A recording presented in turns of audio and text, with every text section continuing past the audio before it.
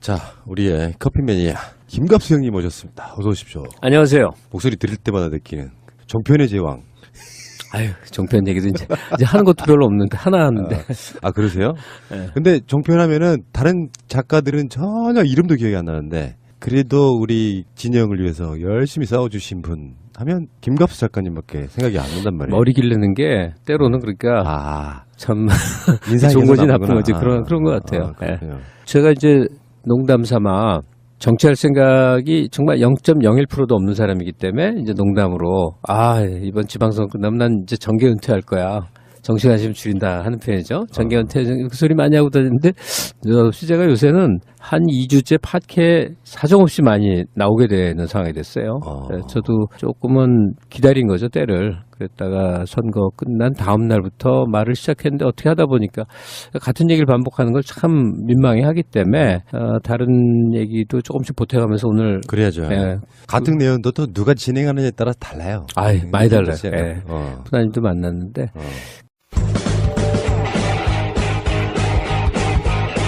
제도로서의 민주주의가 흔들리고 구타는 일은 이제 없습니다. 민주주의가 밥이고 밥이 민주주의가 되어야 합니다.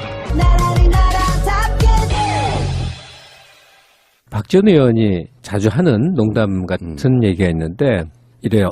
1945년 8월 16일부터 독립운동하는 사람들이 있다.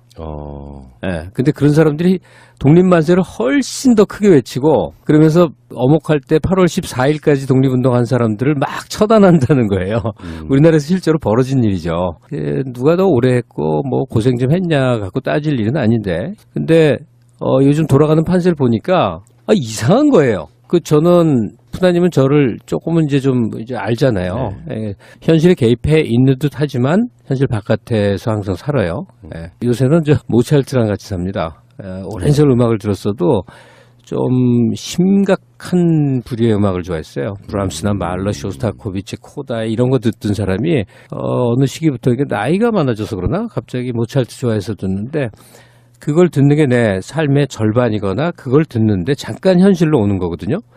그리고 논란 속에 휘말리는 것도 기질적으로 너무 싫어하고 저는 유명해 본 적이 없었는데 그게 능력이 안 된 것도 물론 있겠지만 또 하나는 그런 속에 있는 걸 굉장히 싫어해서 발 빼요. 근데 요새는 제가 좀 미쳤나 싶게 여기저기 오세요 하면 오는데 여긴 제가 자청에서 왔으니 가만 생각하니까 그 일반 방송을 포함해서 내가 얘기 좀 할게요 한 게 처음인 것 같아요. 진짜 처음이에요. 우리 방송 요청하신 게? 처음이에요. 진짜로. 원고를 써볼게요도 처음이었는데 요새는 원고도 거의 안 쓰지만 진짜 처음이네요. 그러시구나. 영광입니다. 자, 뭐 이야기가 약간 살짝 좀 어떤 뜻을 비치셨는데 뭐 대략 방송을 들으시는 분들은 뭐 어떤 의미를 갖고 하신 말씀일까 대충 감을 잡으셨을 텐데요. 뭐 그 이야기를 이제 좀 예열을 시킨 다음에 어떻게 보면 약간 꿈결처럼 흘러왔어요. 최근에 한 2, 3년은. 진짜 꿈결 같아요. 불가능할 것 같은 것들이 막 다 이루어져서 최근에 있었던 지방선거까지 돌아보면 이것도 마치 꿈 같고. 어떻게 여기까지 왔지? 그리고 불과 한 2년 전만으로 돌아가도 정말 막막했던 부분. 근데 이게 어느 날 갑자기 이렇게 막 돌아가는 상황 속에 항상 좋은 일만 있는 건 아니니까. 그렇다고 또 이렇게 세상이 바뀐다고 내 삶에 현실적 이득이 돌아오는 것도 전혀 없어요. 맞아요. 저는 또 이 방송만 많이 날아가서 물론 시간 많아져서 좋긴 한데 그러니까 우리가 이런 건 명확히 해야 되죠. 내가 이 세상에 태어나서 큰 뜻을 갖고 이 세상에 대해서 어떤 보탬이 되고자 하는 것하고 내 사적 욕망을 채워가는 좀 개인의 부분하고가 구분될 수도 있고 그리고 그런 공적 영역에서의 조그마한 역할이라도 거기에 긍지나 내 존재의 의미를 찾고 뭐 이런 거 그걸 현실적 이득과 이렇게 결합시켜서 생각한다면 그건 정말 비참해지는 거예요. 그렇죠. 근데 어쨌건 지방선거까지는 뭔가 꿈결처럼 흘러왔고요. 이거 이제 상전벽해라고 하죠. 뽕나무밭이 바다로 바뀌었다 이런 뜻인가요? 뽕나무밭이 벽 푸른 해 푸른 바다가 됐다. 상전벽해인데 사실 온라인이라고 하는 것이요. 방송도 해보면은 논란이 있을 때가 훨씬 사람들이 많이 듣지. 평화로운 시기에는 잘 안 되더라고요. 그래서 뭐 네. 어쩌면 논란 유리한 주적이 사라지면 네. 전이가 이제 사라지죠. 그러니까 세상에는 뭔가 근심거리를 치우고 나면 근심거리가 없어질 것 같지만 또 뭐 다른 근심거리가 또 생기고 이러더라. 뭐 이런 거예요. 아, 지금 갑자기 생각났는데 상전벽해 하니까 이 파랗다는 의미의 여러 한자 단어가 있는데 그중에 푸를 벽자가 상당히 아름답거든요. 네. 벽산 그룹 할 때 네. 글자 많은 벽자. 푸른 나무를 벽수라고 그래야겠다. 벽수. 감사합니다. 호가 하나 생겼네. 벽수님. 예, 감사합니다. 어, 예. 괜찮은데? 예. 벽목은 예. 좀 그렇고, 벽수님. 참 여기 작가님하고 무슨 대화를 하려다 보니까 또 이렇게 심한 뜻까지요. 본론으로 바로 들어가죠. 뭘 뜸을 들이고 말고 하겠습니까? 네네. 굉장히 억울하신 느낌이에요. 제가 봤을 때는 저한테 방송 좀 합시다 이렇게 요청하신 부분이 뭐예요? 네. 일단 제가 한번 들어볼게요. 무릎팍도사처럼. 그러니까 제일 먼저 푸다님 여기 와서 얘기했어야 되는데 이제 순서가 바뀌게 된 건데 어떻게 하다 보니 다 그렇게 됐어요. 그리고 뭐 나머지는 다 요청받은 건데 그러다 보니까 뭐 뒤죽박죽이 됐는데 얘기를 우리가 아직은 시간이 좀 있으니까 제가 좀 천천히 풀어가면 요즘은 TV 같은 데서 문 대통령을 보면 이제 저렇게 천운을 타고 난 사람이 있을까? 지방선거에서까지 성공을 보면요. 노무현 대통령이 온통 불운의 연속이었던 것을 2배로 보상해서 혼자 받는 것 같은데 사람들은 그거 다 능력으로 보고 싶어 하잖아요. 문 대통령의 능력. 근데 절반은 그 행운의 결과물이라고 생각해요. 하나의 가정을 해볼게요. 예컨대 2012년 대선에서 3%로 졌잖아요. 근데 그건 캠페인 미스도 많거든요. 그때 대선을 뭔가 기똥차게 잘한 거야. 문 대통령이 됐어. 어땠을 것 같아요? 글쎄요. 지금처럼 잘하기도 힘들었을 수도 있겠어요. 시대라는 게 필요한 어떤 부분이 달라지는 부분이 있잖아요. 100% 못했습니다. 왜 그렇겠네? 한번 조금만 추리를 해보세요. 만약에 문 대통령이 5년 전에 당선이 됐으면 그리고 박근혜가 떨어졌으면 어떤 일이 벌어졌겠나 한번 생각을 해보세요. 현실은 뭘 해도 불만족이고 아무리 잘해도 반대 계층이 생기거나 손해보는 층이 생겨요.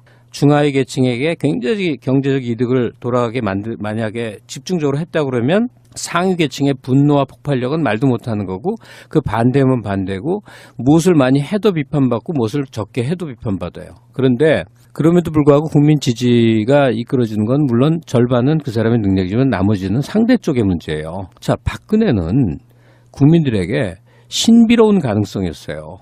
즉 박정희만큼 해낼 수 있지 않을까라는 기대와 가능성과 약간의 신비감이 결합되는 아주 기묘한 존재였다니까요. 사적인 모습이 세상에 안 드러낸 정치가가 이 세상에 참 없는 거예요. 박근혜 같은 존재가 없었던 거예요. 그러니까 5년 전에 문재인이 집권을 해서 문 대통령의 시절을 그때 보내고 있었더라면 일단 열혈 박바야 뭐 원래 그랬겠지만 평범한 중간지대 사람들은 뭐가 조금만 잘못되다 박근혜가 있으면 잘했을 텐데 역시 새누리당이었어야 되는데 역시 박정희 세력들이 경제도 잘하고 안보도 잘할 건데 이 속에서 아마 정말로 힘들었을 겁니다. 문 대통령도 솔직히 그때는 준비가 별로 안 돼 있는 상태에서 나왔을 때니까 집권을 해도 어렵고 안철수라고 하는 강력한 내부의 상대자 제어 내부에서 끊임없이 표방을 놀래는 그러니까 외부에는 정반대 쪽에 절반의 지지율을 갖고 있는 박근혜 세력 등등이 결합되면요. 거기에 의석까지 현재 분포를 그대로 둔다면 정말 어려웠을 거예요. 정말. 그러니까 뭐 그래서 뭐 어쩌다는 게 아니고 행운이라는 얘기를 하는 건데 국민의 시선 속에 모든 진실이 보여지고 탄핵 과정 동안에 보수 세력이 어떤 모습이었는지 이명박근혜가 무슨 짓을 하는 사람들이었는지 앞으로도 어떨 것인지 무엇보다 결정적으로 보수 세력을 떠받치고 있었던 그 유수한 구성원들 의원들이 얼마나 초라하거나 천박한 존재들인지를 낱낱이 보는 상태에서 현재 도달해 있으니까 모든 여건이 좋은 거예요. 거기다가 북한의 사정, 김정은으로서는 살기 위해서 살기 위해서 핵을 개발했고 핵을 포기하는 과정을 통해서 국가적 재기를 도모할 수밖에 없는 기기묘묘한 타이밍, 거기에 트럼프라는 산타클로스, 생각지도 못한 산타클로스, 그다음에 중국의 현재 사정, 그러니까 잘한 사람의 공적을 운으로 돌린다면 기분 나빠해서 문재인 사랑하시는 분들은 무슨 그런 억지소리를 하냐고 할지도 모르지만 사실은 문 대통령 억세게 운 좋은 사람입니다. 절묘한 타이밍에 절묘하게 스케줄을 맞춰 나가고 있는 거여서. 근데 굳이 이제 그 운이라는 단어를 앞에 세울 필요는 없을 것 같고요. 어쩌면 스스로 돕는 자를 하늘이 돕는다. 이 개념으로 바라보는 게 더 정확하지 않을까요? 근데 이제 앞날이 좀 걱정이 돼서 그렇긴 한데. 앞날. 지금 그 운과 불운은 총량불변의 법칙이라고 그래갖고 운이 막 오면 그 운만큼의 이제 불운이 기다리고 있을지도 모른단 말이에요. 그냥 어느 시점에 터지냐의 문제지만, 지금 제가 뭐 전국이 불안정할 거야, 뭐 문 대통령에게 염려가 돼, 뭐 그런 얘기를 한다기보다는 너무나 상상을 초월해버리는 결과 앞에 지방 권력, 의회 권력, 행정 권력을 거의 다 장악해 나가는 이 과정 속에서 이 이상 더 좋은 환경이란 건 없어요. 정치 환경에서.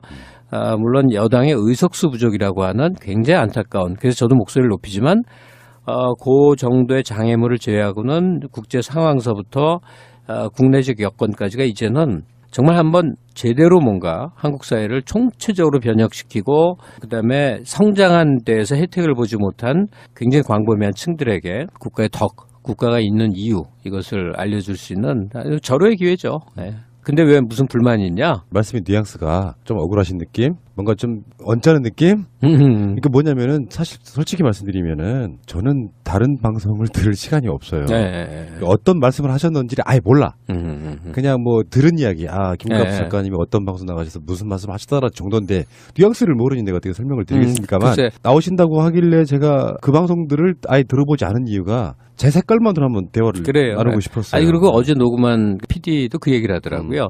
내가 걱정을 했거든요. 내일 푸나님 만나서 방송하기로 돼 있다 그랬더니 근데 다 똑같은 사람이 들을 것 같아도요. 주력 시청자층이 달라요. 청취자층이 달라야 하면서 원하시는 대로 뭐 하여튼 그렇게 해서 이제 오늘도 오게 됐는데요. 이제 거대 세력이 되면 생겨날 수 있는 똥파리들, 그게 이제 이동형 표현이란 걸 제가 몰랐었는데, 그 이권 찾아서 이제 먹잇감 찾아오는 그 영업하는 사람들이 막 붙기 마련인데, 그 정도는 그렇게 염려를 안 합니다. 1945년 8월 16일부터 독립만세 외치면서 완장질도 하고 막 이런 사람들도 누구나 살아야 되는 거 아니에요? 그 정도에서 영업해서 이득도 보고 돈도 벌고 또는 잘 줄 서갖고 뭐 여러 가지 직책도 얻고 하는 거 그거 뭐 사람 살이가 그러지 하고 관대하게 볼 수 있어요.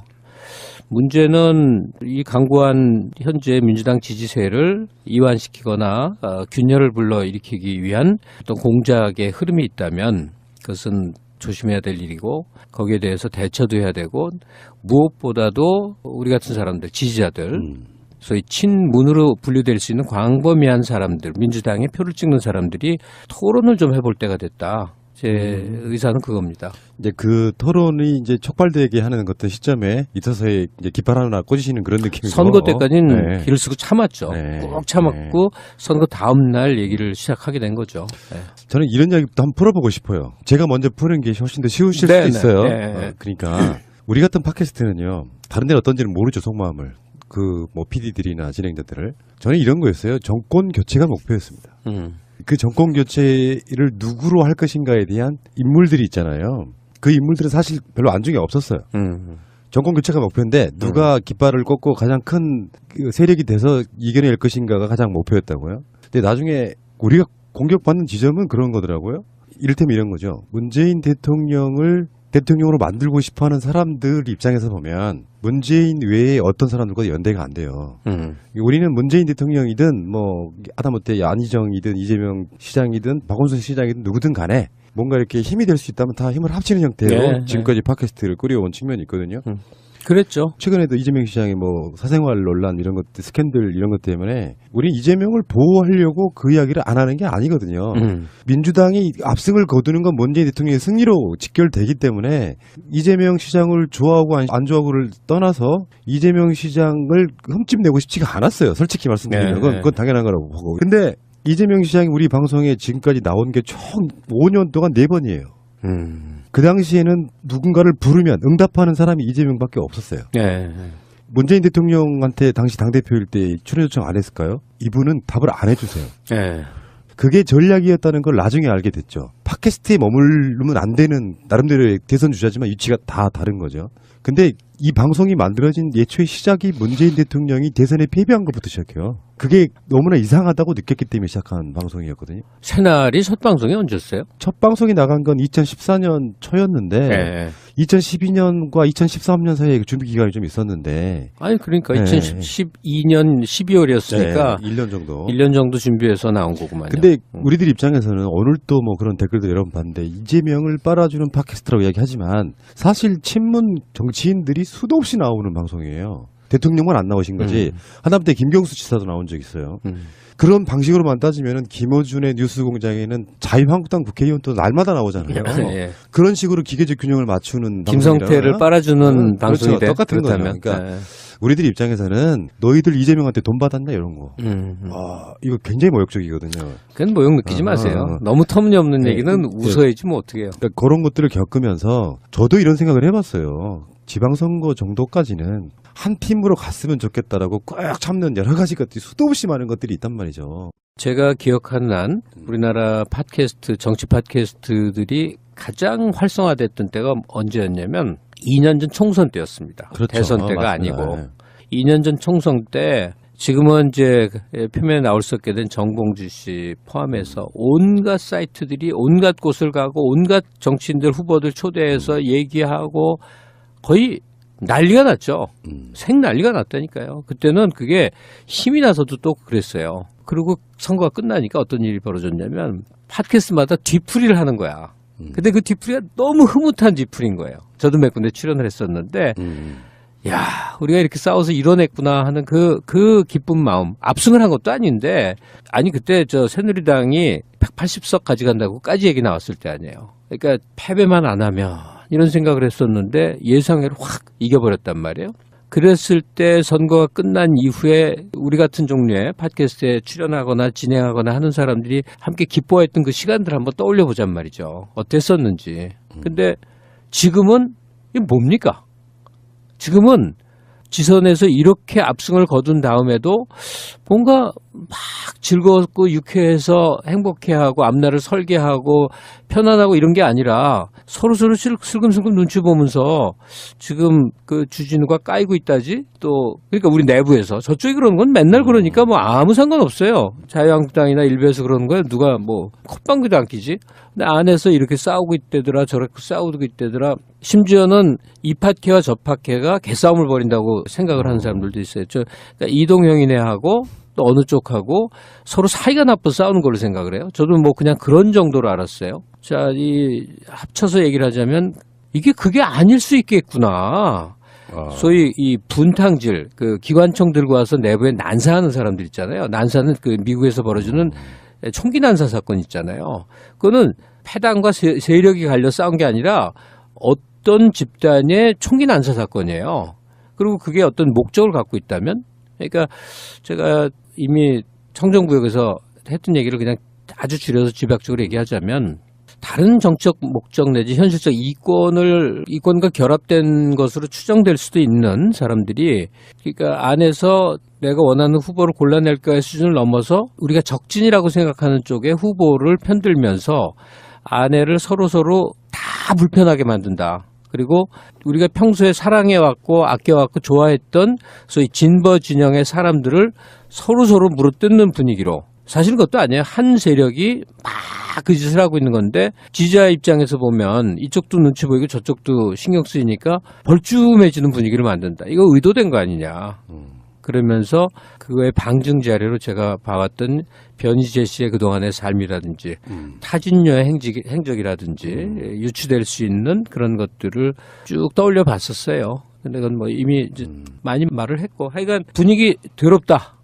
아, 세간나라도 그 한 중심에 있는 팟캐스트라 네. 그름을 제가 정확하게 알고 있다고 자부를 하거든요. 네. 뭐냐면은 우리 애초에 방송을 시작할 때 아까 처음에 말씀드린 것처럼 정권 교체가 목표였다고 했잖아요. 네. 그중에 가장 유력한 사람이 여전히 문재인 당대표라든지 이런 분들이었죠. 근데 이제 붐업을 시키는 측면도 있고 그래서 후보군은 많아지면 좋다. 뭐 지금이야 이제 뭐 여러 가지 형태로 또 어떤 위치가 좀 달라지긴 했습니다만 그러면 만약에 내가 패널을 섭외를 할 때 우리 방송에는 친문도 있고 비문도 있고 뭐 쉽게 표현하면 이재명이라면 친이도 있는 거고 박원순도 있는 거고 이런 식이란 말이에요.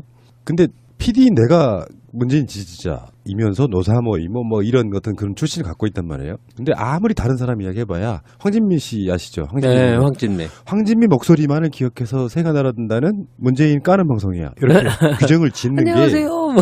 근데 그게 이게 어떤 측면이냐면 최근도 네. 그런 댓글이 달려요. 네. 점 찍고 문재인 지지자 행세한다고 왜 그 네. 옛날에 무슨 드라마 네. 얘기하듯이 방송 전체 기조는 지금까지도 문재인 대통령이 비판적이지 않았어요.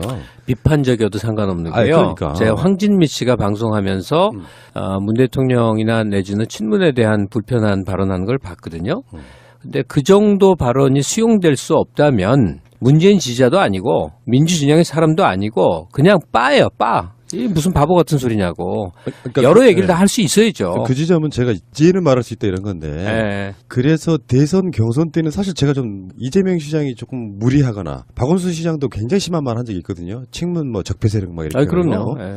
안희정 말할 것도 없고. 안정은 심한 소리 했죠. 근데 그런 걸 보면서도 느끼는 게 대선 경선 국면에서는 사실 솔직히 말씀드리면 문재인 대세론은 그냥 따랐어요. 네. 이 상황에서 나머지 분들은 차기를 어릴 만한 정도가 되려면 대선 경선에서 감정의 골을 너무 깊게 남기지 말았으면 좋겠다는 게 우리들 기본적인 입장이었기 때문에 네. 이재명 시장이 너무 나간 소리 하면 이재명 비판하고 뭐 안희정은 말할 것도 없이 많이 까였고 그 당시에는 좀 말도 안 되는 이야기를 많이 했잖아요. 네. 박원순 시장도 만약 예를 들어서 친문 적폐라고 얘기하면 이 양반 진짜 너무 나가셨네. 이건 뭐 정치적인 정무적 감각이 제로야 이런 식의 표현 정도는 했겠지만 문재인 대세론을 흔들고 싶은 생각은 없었고요. 왜 이유가 뭐냐면은 그렇게 가야 그래도 큰 물결 속에 대우가 잘 만들어진다고 생각을 했는데 이제 황진미 씨의 목소리만 듣기 시작하는 사람들이 듣지도 않으면서 새날은 반문 파케가 돼버리는 거예요. 근데 이 이야기가 왜 나왔냐면 네. 중요한 얘기예요. 네. 틈새 시장 같은 거죠. 그러니까 그렇지. 문재인 대통령만을 옹호하지 않으면 모든 팟캐스트는 비문이 되고 반문이 돼요. 그게 영업 어.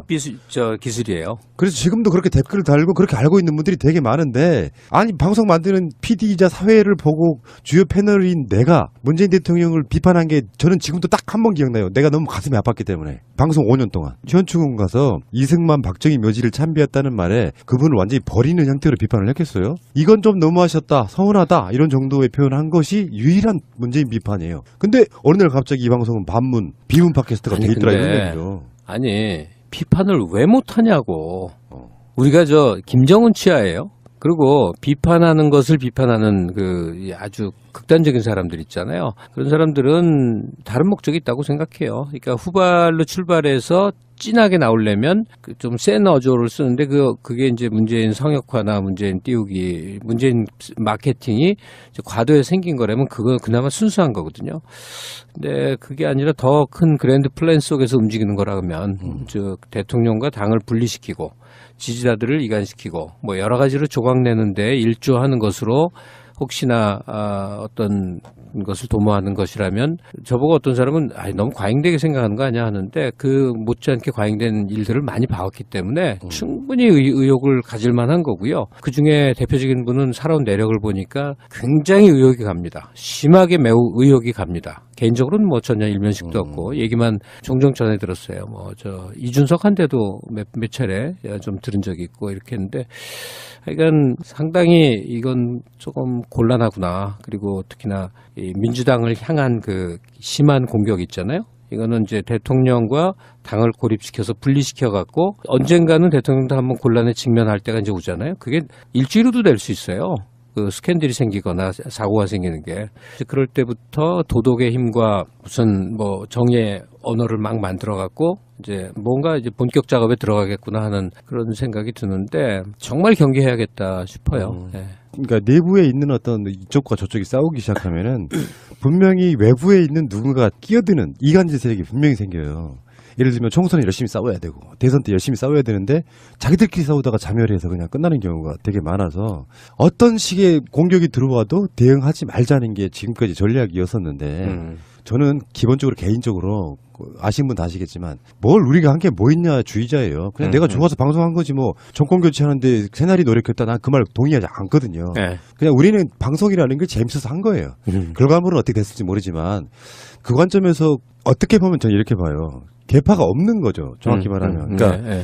뭐 저도 뭐 민주당 평생 찍어온 사람이긴 합니다만 그래도 민주당이 다 마음에 들진 않아요. 뭐 어떻게 보면 진짜 새누리당, 자유한국당 정도의 결을 가진 정치인도 그쪽에 있긴 있으니까 문제는 현재 방송의 컨셉은 그냥 문재인 대통령 보고 가는 거예요. 이분이 개혁을 최대한 길게 할 수 있는 데까지 그냥 힘 모아주자 이런 측면이거든요. 네, 네. 다만 내부적으로 누구누구를 비판하고 싶은 생각은 지금 현재까지도 없어요. 사실 알고 보면 의미가 없다고 생각하기 때문에. 네, 네. 근데 그런 것들을 다 모아서 작가님 자체는 정말 중요하고 의미 있는 소리를 하셨는데 저는 개인적으로 이런 생각을 가끔씩 하거든요. 비판 굉장히 중요하고요. 해야 되는 지점이 분명히 있는데, 그러니까 노무현 대통령이 좀 실패했던 지점이 너무 일찍 비판이 시작하고 그럼요. 그러면서 지지자들이 힘을 죽인 잃어버린 거죠. 거. 네, 그러니까 네. 그러면 안 된다는 컨센서스는 뭐 일반적인 거죠. 근데 어느 시점부터 그러니까 늦게 영업을 한 분들이 마케팅 전략이 이제 과잉 성역화. 그러니까 딴 사람들이 가령 1도, 2도, 3도 정도 목소리를 높여서 문재인을 사랑하고 있는데 한 12도쯤 올려갖고 그것도 가장 열렬하게 막 외치면서 뭐 다른 사람들을 막 총질을 해. 예? 당신들은 사입이야, 당신들은 가짜가 가짜에게 그런 소리를 막 해요. 또 똥물을 막 뿌리는 거야. 이렇게 이 동네를 더럽게 만드는 거예요. 그것도 막 쌍욕이고 언어도 굉장히 좀 불결한 사람이더라고요. 교양이 기본적으로 없더라고. 하여튼 그런 행동을 막 하는 것을 그냥 좋게만 보면 세상에 별 사람들이 많으니까 과거 민주당이었으면요. 사실 골목에 가서 좁혀버렸을 거예요. 왜냐하면 지금 정치 깡패로 분류되는 사람들 중에 굉장히 많은 사람들이 민주당에 있었어요. 지역의 어깨들. 그러니까 연세 좀 있는데 좀 인상이 험악하고 지적이지 않은데 하여튼 그런 사람들이 나 정치했어 뭐 이런 분들이 꽤 있어요. 그분들이 다 어깨예요. 가드들. 지역에서 험한 일들 많기 때문에 과거의 정치가 어깨들이죠. 근데 그러니까 그런 사람들이 많이 있었죠. 그런 거기서 요즘식으로 깝치면 어디 끌려가서 죽게 맞죠. 다시 못 나타나죠. 지금 세상이 이제 아름다운 문재인의 나라가 되면서 말도 안 되는 그런 지금 상상도 못하는 한계가 됐지만 그런 속에서 이게 저렇게 멋대로 가다가는 하여튼 그 작가님이 뭐라고 해야 되는지 작가님이 좀 충격을 좀 드시긴 하셨을 것 같아요. 제 느낌도 그런 부분인데. 잘 모르고 있다가 이게 저런 식으로 싸우고 있었구나. 안에다가 저렇게 똥물을 뿌리는데 그게 인기를 또 얻고 있구나. 그러면 남들은 이 순수 자연식으로 음식 만들고 있는데 누군가 MSG 팍 뿌려갖고 이제 우리가 맛있어 그래갖고 뭣도 모르고 가서 열심히 거기 사 먹는 사람들 생기는 그 분위기로 지금 문재인 성역화를 하는데 내가 우리 새날 애청자를 포함해서 팟캐스트에서 문재인 좋아하는 사람들한테 맞아 죽을 소리 몇 마디만 할까요? 한 3마디만 할까? 문재인 대통령 꽁생원이에요. 내가 어떻게 하냐면 거의 가족과 비슷하게 몇십 년을 곁에 있던 사람이 꽁생원 이럽니다. 그래왔던 사람이에요. 그다음에 박근혜 탄핵 국면에서요. 많이 우왕좌왕했습니다. 그다음에 4년 전 첫 대선 나왔을 때 구체적인 플랜은 없었어요. 그리고 그중에 굉장히 측근으로 분류된 사람들 그 외 실수 많이 했어요. 그런데 왜 여기까지 왔죠? 이 사람의 덕성을 이길 건 없는 것 같아요. 문재인의 결함을 죽어라고 메꾸려는 사람들이 산처럼 나타난 거예요. 너도 채워주고 나도 메꿔주고 그리고 다 문재인의 세포의 일원들이 돼서 소리 없이 이름 없이 빚도 없이 노력하고 애쓰고 저 식당에서 논쟁이라도 벌어지면 어떻게든 그런 사람들은 문재인 지지하는 거 소리도 안 냅니다. 이렇게 열심히 하다가 어떤 말을 거들어야 우리 문 대표에게 조금이라도 날까 이런 식의 사람들이 산을 이루고 강을 이뤄서 여기까지 온 건데 아니 얼마나 대통령과 가깝고 잘 알길래 그렇게 남들을 처단해? 김어준을 처단하고 주진우를 처단하고 손석희를 처단하고 유시민을 처단하고 문성근을 이게 무슨 일이야? 영업도 적당히 해야지. 왜 니들은 해경군 김씨, 홍씨인가 김씨인가 왜 말을 안 해? 아니 모르는데 어떻게 얘기합니까? 그러니까 그게 뭐냐면은 김부선 씨 거는 이제 상당히 실체를 알겠어요. 그러니까 이재명하고 친해서가 아니고 되게 진짜 억울한 게 이재명 시장이 되게 열받는 게 있어요. 조선이나 중앙이나 또는 무슨 말도 안 되는 인터넷 매체들한테 광고 수도 없이 주면서 새가 날아든다에 밥 한 끼 사준 적이 없어요. 나와달라고 하는 것 자체가 나와주면 서로 간에 이 시점에서 이재명과 무연한 점을 강조하지 마세요. 그럼 사람 치사해요. 오히려 친한 걸 강조하세요. 아니. 나야말로 이재명하고 딱 악수 한번 10초 한 게 다다. 나는 있는 그대로 말씀드리는 거예요. 앞으로 나올 얘기가 중요해. 예. 그게 뭐냐면 그래서 니들은 해경공 씨에 이야기하네. 이재명하고 친하니까 돈 받아 먹었으니까 이게 이런 식의 댓글들을 수도 없이 달고. 예. 지방선거 때 한번 보자고요. 김부선 이야기 왜 안 해? 안 한 게 아니라 했거든요.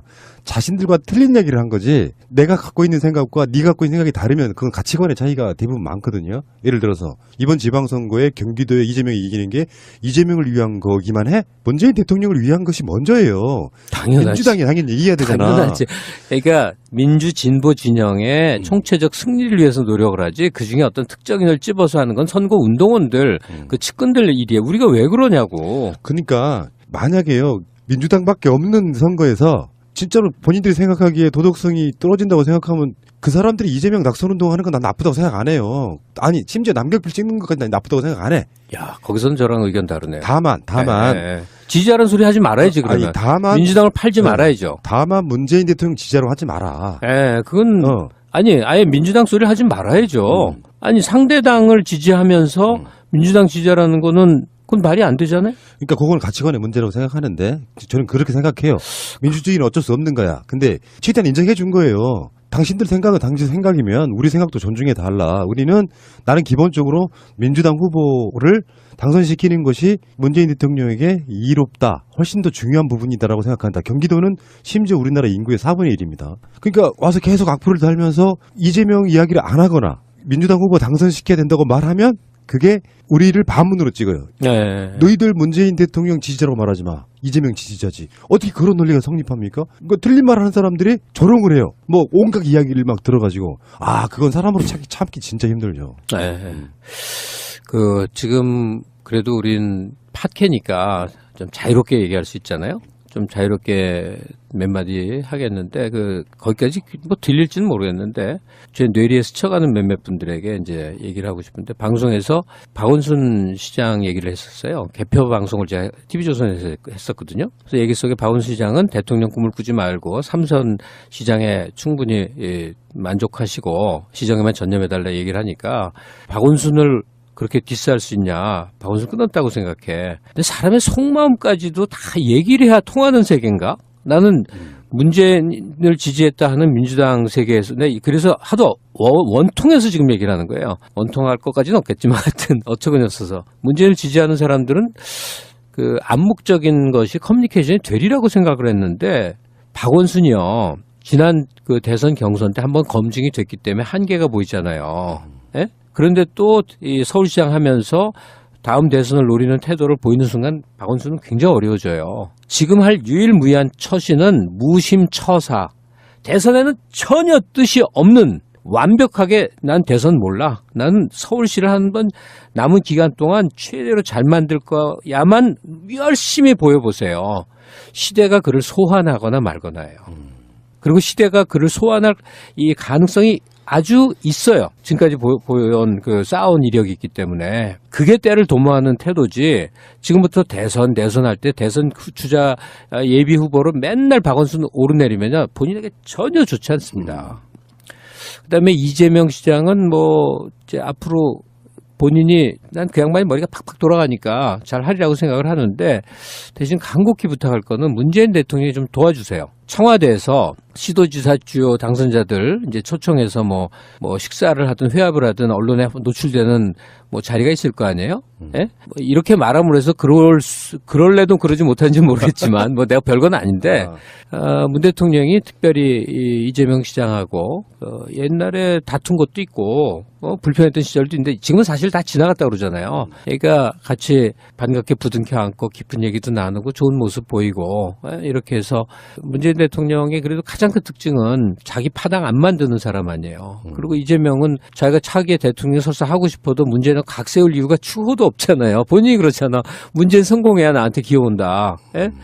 민주당이 계속 집권해야겠구나라는 뜻을 이어받으려면 그 길밖에 없으니 내가 무슨 뒤통수 까는 사람이 미쳤다고 왜 되냐 이제 이 소리 한단 말이에요. 그러니까 여하간 지금의 이 혼탁스러운 선거 이후에 지지자 분열상을 문재인 대통령이 조금은 깊게 생각하시고 저는 대통령이야 뭐 택도 없죠. 얼마나 바쁘겠어요. 근데 사모님은 굉장히 부인으로서는 정말 만점인 분 같은데 이런 걸 열심히 찾아 듣는데요. 이 종편의 TV 토론도 열심히 보시고 그러니까 주위에 비서관들도 있잖아요. 그래서 이런 얘기를 들으시고 충원을 할 수도 있어요. 그러니까 이재명 지사를 수렁해서 좀 건져 올라오세요. 그러면 이재명 지사가 먹는 욕까지 대통령에게 옮아간다? 그거 아닙니다. 그거 아니고. 그리고 이제 대선 다음을 레이스를 한 내후년 정도 시작하기 전에 우리가 예비 삼아 할 자원들이 있잖아요. 그런 얘기를 앞으로 아마 새날도 계속 할 거예요. 그러니까 지금은 미리 할 필요는 없어요. 근데 대통령이 한 사람은 또 더 좋아졌으면 좋겠는데 제가 이낙연 씨를 좋아해서 그런지 모르지만 조금 더 문 대통령은 국제정치 역학 속의 역할을 좀 많이 하시면서 이낙연 총리가 노출돼서 그 국내 문제의 중요한 현안들을 풀어가는데 전면에 있었으면 좋겠어요. 왜냐하면 문재인이 먹을 욕을 누가 대신 맞아줘야 되는데 예전에는 김기춘한테 힘이 쏠렸는데 지금 임종석 실장은 그런 분위기에 2인자 분위기의 사람이 아니에요. 그러면 우리 국내 내정 정치 돌아가는 거에 상당 부분이 누군가 짐과 책임을 나눠 가져야 되는데 지금 온전히 대통령한테 다 씌워져 있어요. 이낙연 총리가 지금 분위기면 이낙연 총리 장수할 것 같지 않냐고요. 대통령에게 꽤 의지가 되는 존재인데. 그러면 어쩌면 우리도 처음으로 임기를 끝까지 같이 하는 총리가 있을지도 모르는데 이낙연 총리에게 기회를 주는 것과 동시에 이낙연 총리가 책임도 좀 져야 된다 이거예요. 그래서 국민 앞에 노출되는 역할과 중요한 일에 대한 전권과 책임을 지는 일을 옛날 이해찬 총리가 했던 책임 총리 그거보다도 더 부여했으면 좋겠다. 대통령 의지에 달린 일이다 이렇게 생각을 합니다. 지방선거 끝나고 이제 자유한국당과 바른미래당의 그 완전히 그 소멸에 가까운 걸 보면서 저쪽에는 대선 후보로 세울 만한 사람 사실은 정당이 대선 후보 중심으로 가잖아요. 이번에도 알게 모르게. 지방선거에 저당이 아무리 지릴멸렬했어도 언어도 박근혜 같은 존재가 있었으면 달랐죠. 홍준표가 아니었다면. 근데 지금 더불어민주당은 이제 이낙연 총리부터 시작해가지고 네. 굉장히 많은 후보군들이 더 많이 모여드는 그런 느낌이에요. 네. 심지어 두 번의 승리를 대승으로 이끈 추미애 대표까지도 이제 대선 후보 반열에 올라간다고 하니까. 충분히 자격이 있죠. 네. 근데 저쪽은 그렇단 말이죠. 근데 문제는 이제 아마 작가님이 지금 말씀하신 것 중에 제가 결적인 느낌 그런 거예요. 잘 나갈 때 이게 호사다마라고 이게 내부 분열이 어떤 씨앗이 되는 부분 있잖아요. 그러니까 우리 같은 팟캐스트 입장에서 좀 정치권하고 비슷한 부분이 있는 게 초반에 그런 얘기 많이 듣잖아요. 좀 뜨면 너 정치하려고 그러냐? 아니 전혀 작가님하고 저랑 똑같이 정치할 생각 없으면 그냥 좋아서 하는 거예요 방송에. 그러면 이제 나중에 꼭 누구누구 정치인이 고정 출연하면 그쪽에 줄 선다는 얘기가 나와요. 아니 줄을 해서 그 사람들이 우리한테 섰지. 아니 근데 새날은 지금까지의 과정을 통해서 순수성이 입증이 됐기 때문에 그 군이 유지 얘기하실 필요 없고 또 하나 이런저런 활동을 통해서 정치에 줄을 대서 그래도 뭐 한 거를 왜 나쁘게 보냐고. 자기가 세상에서 뭔가 뜻을 펼치기 위해서 그런데 저 같은 사람은 좋은 사람이 아니어서 그래요. 나는 나의 인생을 공적 영역에다 너무나 바치기 싫은데 현실이 너무 나쁘니까 내가 사는 나라가 좋기를 바라서 조금 한 거지. 그렇다고 나한테 무슨 굉장히 자리가 주어준 거 부담스럽기도 하고 능력도 안 되고 뭐를 합니까 그거를. 갑수형님 말씀하자면 작가 이재명 씨하고 몇 번 방송했다는 것도 똑같은 이야기인데 사실만 말씀드리는 거예요. 그러니까 평상시 때 무슨 전화 통화한다든지 만난다든지 그런 관계가 아니에요. 그냥 게스트일 뿐이에요. 그러면 전략을 정반대로 이렇게 바꾸면 어때요? 모든 괜찮은 정치인에게 줄을 섰다고 그러니까 주장하는 거야. 제 말의 의미는 이제 새날은 어디에 줄 섰다고 줄을 서지 않았다 이게 뭐 대단한 어떤 도덕성이라 되는 것처럼 말하는 게 아니고 세상 관점이 다 그렇게 보는 사람들이 있어요. 예를 들면 민주당 내에 이제는 뭐 대선 주자로 말하면 박원순 개, 이재명 개, 뭐 누구 개를 바라보는 사람이 있고 우리는 그게 아니라 이거죠. 니들은 이재명 지지해서 경기도지사 만들었지. 우리는 가로 열고야. 니들이 지지하지 않은 김경수 밀어서 경남지사 만들었다. 이런 식의 논리를 만들어내는 거야.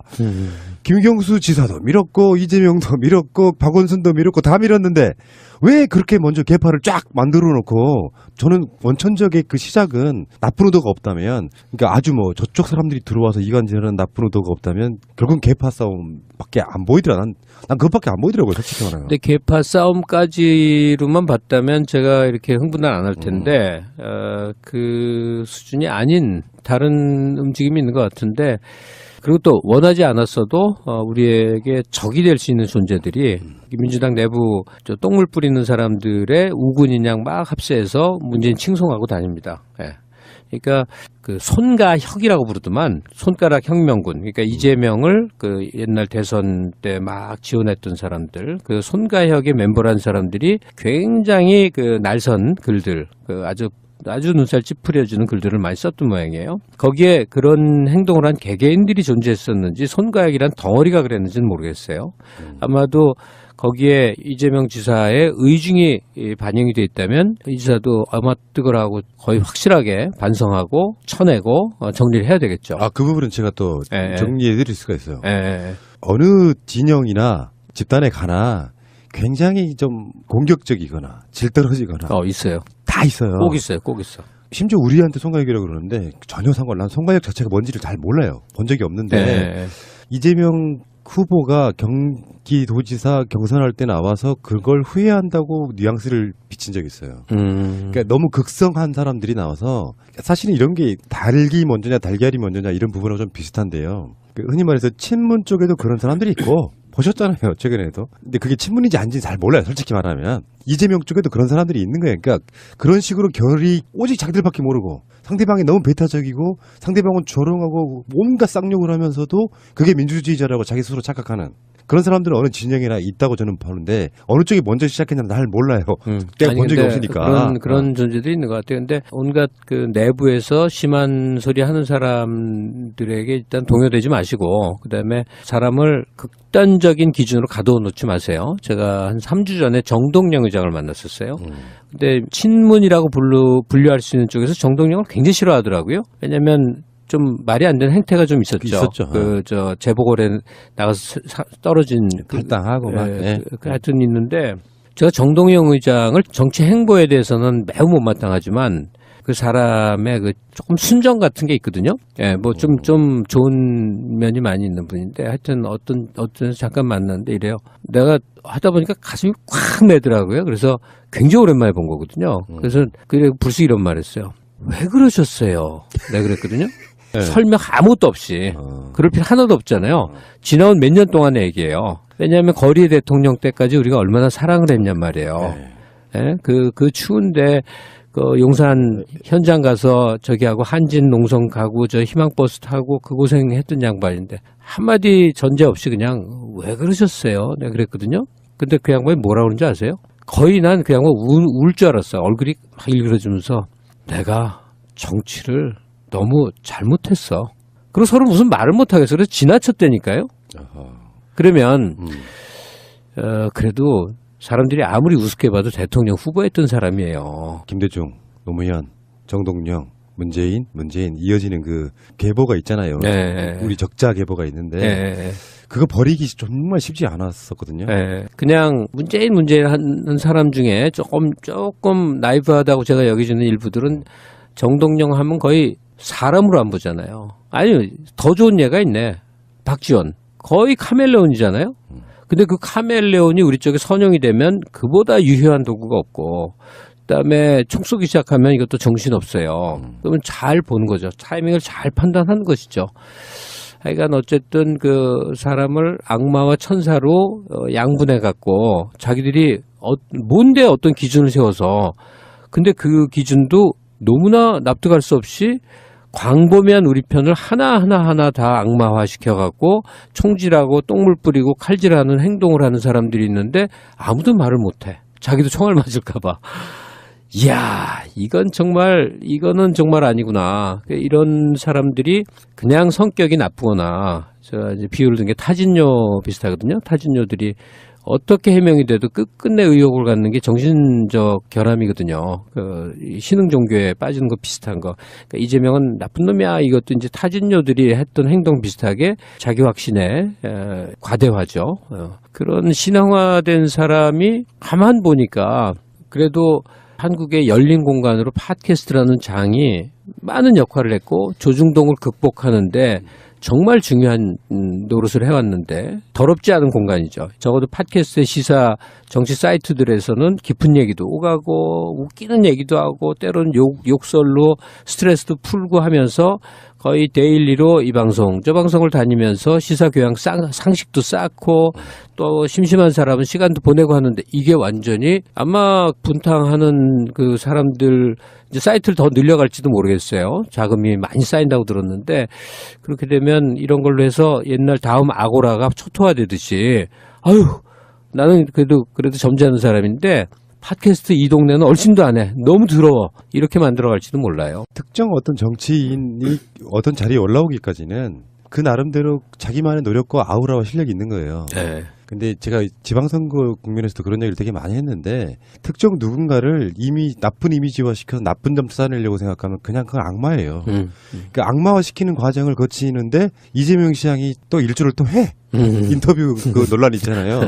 아, 이분 내가 저번에 인터뷰로 오셨을 때 그런 얘기 했거든요. 지금 현대 정치인은 진짜로 태도가 중요하다. 왜냐면은 언론들이 잠깐 인터뷰 몇 초 내보내는 걸로 이미지화 되지 않고 모든 스마트폰 같은 걸로 찍어서 비하인드로 나가는 게 훨씬 더 먹히는 시대인데 막 반말하고 그게 어떤 면에서 보면 뭐 결기일 수도 있고 그만 그 시간 동안 당했던 스트레스일 수도 있는데 그럴 때 뭔가 성숙한 모습을 딱 보여줬으면 쪼나만 논란이 좀 들어갈 수 있는 부분이 있잖아요. 저는 사실은 속이 좀 시원했었는데 이재명에게서 항상 노무현을 읽게 되고 그다음에 문재인 대통령한테서 항상 노태우를 읽게 돼요. 그러면 또 난리를 칠지 모르겠는데 어디에 비유를 하는데 저는 그렇게 많은 게 읽히는데 첫째는 그 비주류의 서름할 때 지금 이재명이 겪고 있는 거에 곱하기 한 5쯤을 문재인이 겪는 거를 낱낱이 봤어요.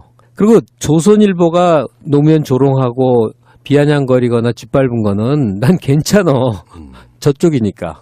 저쪽 놈들은 원래 그러고 또 그렇게 사명을 타고난 정치 세력이니까 우리가 다 존경에 맞지 않는 내부의 어른들이 얼마나 노무현을 우습게 봤든지. 왠지 아세요? 학생운동 계보에 없는 사람이기 때문에 그래. 학생운동 시절에도 다 선후배 관계 있고 전대협으로 엮였고 또 무엇보다도 김근태 의장이 하던 민청년 그런 데들 다 형님 동생이거든. 선배 후배거든요. 밤을 새서 같이 토론하고 새벽에 신소주를 마시면서 울분을 토하던 20대를 같이 공유했기 때문에 또 같이 감옥도 갔다가 나와서 서로 사식도 차입하고 두부도 쳐 얼굴에 먹이고 이 뜨거움이 있는데 노무현은 뭐야? 그러니까 노무현은 의기가 아주 그냥 속에 가득 차 있어서 이 부당한 현실에 고등학교밖에 못 나왔고 혼자 독학으로 사회과학 서적이라고 읽어서 이 사회 진보에 나도 이제 역할을 해야겠다 그래서 돈도 하나도 못 벌고 온갖 고초를 겪는데 그 속에 끼려면 전부 형이나 다 동생이야. 서로 다 알아.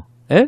그래갖고 해찬 형이 어떻고 이 신범이 형이 어떻고 해서 다 통하는 사이고 그런데 거기서 혼자 따야 아는 사람도 없고 인정해주는 사람도 없고 논쟁에서 자기가 말을 더 잘하는데도 우습게 보고 이런 모든 것들 제가 뭐 좀 과잉되게 생각하는 건 있겠지만 이재명이 비주류의 서름을 겪는 그 비슷한 것 그다음에 또 하나 스타일 성질대로 가는데 그게 주류의 공격을 받는 대신 우군을 얻는 것. 그러니까 노 대통령께서도 성질을 여간했지 않았다고 그래요. 근데 그게 굉장히 직선적이었거든요. 그렇죠. 예, 그 뒤에 없고 그러니까 사랑하던 사람들이 떠나질 않았지 그 성질대로 하는 것만 봤으면 이미 많이 떠났을 거라는 거예요. 예. 이 양반이 근데 그냥 나이스한 사람인 거지. 화 빡 터트리고 그냥 싹 잊어버리고. 근데 내가 강원국 씨한테 노 대통령 얘기를 좀 이것저것을 좀 들을 일들이 있었어요. 연설비서가. 예, 그 양반하고 잘 안 와요. 요새는 클래식 음악 감상을 같이 하거든요. 근데 하여간 하여튼 겹쳐지는 그 면이 있고 또 문재인 대통령은 왜 노태우랑 비유를 하냐면 자기를 안 내세우는 스타일이 있어. 근데 주위의 전체적인 국면에서 일을 되게 만드는 묘한 힘이 있어요. 일이 되는 쪽으로 가게 하는 그게 굉장히 비슷한데 가장 취약해 보이고 가장 물같았고 가장 이렇게 별로 하는 일이 없을 것 같은 노태우 시절에 너무 많은 일을 해냈어요. 근데 그 중에도 특히 남북 관계 보면 그렇죠. 남북 기본 합의서 내용이 지금하고 똑같아. 북방 정책 하나만큼 끝내줬어요. 지금이 몇 년 전이냐고 87년 집권을 해서 그 합의서 내용을 보면요. 기가 막힌 거야. 아니 우리가 이런 정도까지 근접을 했었나? 이런 거거든요. 토지 공개념도 그때 나왔어요. 네. 그러니까 깜짝깜짝 놀라는 거예요. 가장 인정 못 받고, 현재도 전임 대통령 지지율에서 3% 이하로 나오는 바닥 지지세고, 또, 쿠데타의 이런 전두환의 친구고, 뭐, 그때 또 분신정국 있었고, 그러니까 다 나쁘게 얘기하는데, 내용으로 들어갔을 때 또 이렇게 알찬 사람이 없는데, 이미지는 정반대죠. 문재인 대통령 굉장히 이제 사랑받고 칭송받죠. 근데 어쨌든 자기를 드러내지 않고 은근슬쩍 어떻게 정의를 추진해 나갔는데, 한국 사회를 엄청나게 바꿔내는 역할, 특히 갑자기 내가 노태우 칭송에 뭐가 되겠다. 지적을 하도 많이 떠올려서 그래요. 하여튼 큰 거 많이 했어요. 근데 좌우간 문재인 대통령의 스타일도 약간 그 비슷한 데가 있다라고 느껴요. 시간이 얼마 안 남았기 때문에. 그런가? 뭔가 한번 정리를 한번 해보시자고요. 세상 모든 일은 저는 선의로 볼 수도 있다고 생각해요. 어떤 시작의 출발점은 나쁘지 않고 외부 세력으로부터 또는 내부의 나쁜 세력으로부터 대통령을 지키자일 수도 있다고 생각합니다. 그런 부분을 최소한 지지자분들은 그런 심정이 있을 거예요. 잘못 호도되어 있더라도. 나중에 이제 시간이 지나고 나니까 너무 같은 진영 내에 배타적으로 나가는 쪽으로 이게 만연화돼 있다 보면 대통령이 잘 나갈 때야 대통령이 잘 나가는 것 때문에 그게 별일이 아닌 것처럼 이렇게 지나가는데 이제 집권이 이제 중반 후반 지나가면서 그런 어떤 잠재되어 있던 분열의 씨앗들이 그런 걸로 촉발해가지고 초반에 제가 그런 얘기 되게 많이 들었었거든요. 대통령은 좋은데 이놈들 때문에 대통령이 싫어진다는 말이 나중에 나오기 시작하면 그게 어떤 시대적 흐름이 돼버리기 시작하면 당도 문제가 생기고 나라도 문제가 생길 수 있다는 지점 우려하시는 거 아니에요? 근데 그 수준까지면 그럴 수도 있지 하고 할 때는 그 수준이 아니라는 게 제 진단이라니까요. 근데 제가 뭐 말 못하는 게 있다니까. 그거 하지 마세요. 하실 필요는 없고. 말 못하는 게 하여튼 내부에 이럴 때는 그런 말씀 안 하시는 게 더 무거워요. 무섭고. 아니 그러니까 없는 거 내가 좀 뻥카친다고 오해할까 그러는데 뭐가 있어요. 민주당 내에 뭐가 있다니까. 근데 친문 마케팅 영업하시는 분들이 그쪽이랑 선이 닿으면서 하여간 온 사방에 이제 총질을 하고 다니면서 문 대통령을 절체절명으로 고립시켜서 나중에 또 무슨 이득을 도모하는 거 아닌가 하는 그 과정에 대한 우려를 하는 거고요. 이건 제가 뭐 무슨 일 당해도 좋으니까 이거 정말 실체가 있는 우려를 하고 있는 거니까 문 대통령 살아가시는 분들은 잘 유의해 들으시고 민주진보 진영이라고 하는 이 광범위한 현재 느슨한 연대가 워낙 힘을 받으니까 서로 경쟁하고 노선투쟁하고 싸우고 세력화되고 분화되는 거에 대해서는 우리 이해를 합시다. 그거는 필연적인 거예요. 그게 없이 서로 어깨동무하고 잘 갑시다는 건 소수일 때 하는 얘기, 정의당 때 가능한 거예요. 그러니까 안에서 내부 경쟁이 일어나는 모습에 이런저런 싸움까지 몰아가는 거 절대 아니에요. 절대 아니에요. 반드시 그건 이해를 해 두시고 그게 아닌 총질러, 그게 아닌 분탕, 즉 민주진보 진영의 경쟁자들을 서로 이리저리 총을 쏴갖고 가령 당대표, 추미애 대표 2년 전년 쌍욕 하면서 또 그런 식으로 동조자를 모아서 나쁜 놈을 찾아내서 총쏘기를 하면서 돌아가면서 다 지금 총질하는 그것은 내부 경쟁 아닙니다. 즉 김경수를 띄워서 대선 후보를 만들기 위한 열혈 지지자들의 운동이 아니란 말이에요. 김경수 지금 뭔지도 모르고 엎여 있다고 난 들었는데 그런 거는 참 추악한 일입니다. 참 추악한 일이고 정치권에는 항상적으로 그런 그 일종의 트루킹드 브로커잖아요. 그런 협잡군이나 브로커들이 이권 노리고 행동들을 합니다. 근데 그런 사람들이 누구보다 그 깨끗한 얼굴을 한다거나 대통령을 아끼고 사랑한다는 듯이 이제 발언을 하고 또 다 나름 왕년에 나는 기자를 했어 이런 걸 갖고 이제 글을 매끄럽게 쓴다든지 등등 해서 자기 변색을 하는 경우가 많습니다. 절대 거기에 함락되지 마시고 그냥 행동만 잘 보시면 보입니다. 잘 보시면 보여요. 제가 청정지역에서 구역에서 한 말이 있는데 똑같은 얘기를 다시 한번 반복할게요. 세상은요 상식의 눈으로 그냥 눈으로 봐야 세상이 보이는 겁니다. 근데 이쪽은 그냥 눈으로 보고 자기가 미운 어쪽 한쪽은 자기 눈에 현미경을 갖다 대고 들여다보면 현미경으로 들여다본 세계는 다른 세계가 보이는데 다 더럽고 잡티에 피지에 엄청 지저분한 게 보이게 마련입니다. 그런 잣대 대기를 획책하는 사람들이 존재해요.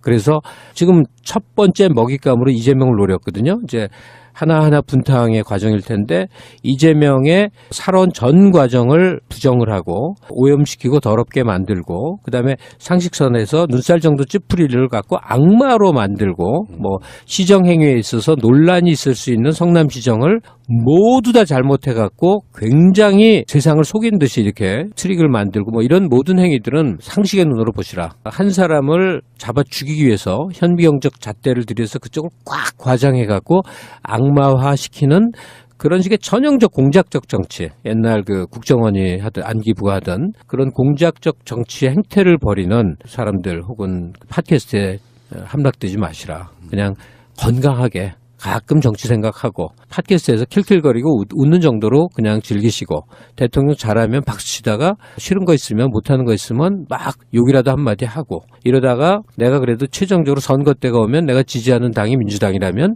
당이 최종 결정한 결정에는 승복을 해서 도장 찍고 왜냐하면 그쪽 사람들이 나보다는 100배는 고민할 거 아니에요. 또 실제 세계와는 다른 정치의 역학 구도라는 게 존재하잖아요. 일상생활하고는 다른 정치계의 내 역학 구도 때문에 불가피하게 뭘 이해하기 어려운 일이 결정나도 어떤 선에서는 딱 승복을 하는 그게 이제 소위 지지자죠. 소위 지지자 그런데 그 지지자의 일반 행태에서 현저히 벗어나 있는 그런 거에 대해서 긴장하시라. 그리고 문재인 대통령 정착이 어렵게 만드는 일 우리가 뭣도 모르고 방조하는 일 절대로 하지 맙시다. 여기까지입니다. 문재인 대통령에게 우리 방송도 그런 기준을 하나 딱 세웠어요. 정권 교체 막 됐을 때 이런 거 있잖아요. 내가 말하기 어려운 건 말 안 해 차라리. 그러나 그것 때문에 누구를 공격하진 않아요. 최소한 내부적으로는. 그럼요. 예. 근데 대통령이 힘이 될 만한 거는 사실 좀 과장되게 부풀려서라도 좀 뭔가 국민들 좀 선동하고 싶고 그리고 속마음이잖아요. 내가 찍은 사람, 내가 지지하는 사람인데 이 사람이 성공하길 바라는데 예전처럼 몇 번 요구해가지고 안 들어주면 에라 이 사람들아 하면서 노 대통령 버리듯이 진보 쪽, 진보 언론들 버리는 형태로 가서 다 망하게 만드는 형태가 아니라 최소한 잘하는 건 잘한다고 해주고 못하는 건 가급적이면 안 드러내고 싶고 난 솔직히 그렇거든요. 근데 그걸 공격하는 사람이 있으면 선의로 공격하는 사람이 있으면 그 사람 공격 못 하겠더라고요. 그런 측면이 있단 말이죠. 그러면서 뭔가 이렇게 나중에 다시 만나도 시너지가 날 수 있을 만큼의 화합이 돼야 된다고 생각하는 게 아직까지 저희 방송의 기본 기조예요. 네, 네. 뭐 마무리로 들어간다면 이제 제가 마음속에 품고 있던 얘기 좀 이와 연관되지만 좀 다른 얘기. 민주당 한 30년 집권의 꿈, 왜 민주당이 30년이나 집권해야 돼라고 물어보면 그러길 바라는 마음에서 이제 얘기하는 거예요. 첫째는 운동권의 재발견이에요. 지금의 프랑스는요, 요번 그 젊은 대통령이 됨으로 해서 처음으로 세대 교체가 된 겁니다. 그러면 그 전까지는 뭐였냐면 60년대 68 혁명이라고 존재했죠. 그때 대학생들.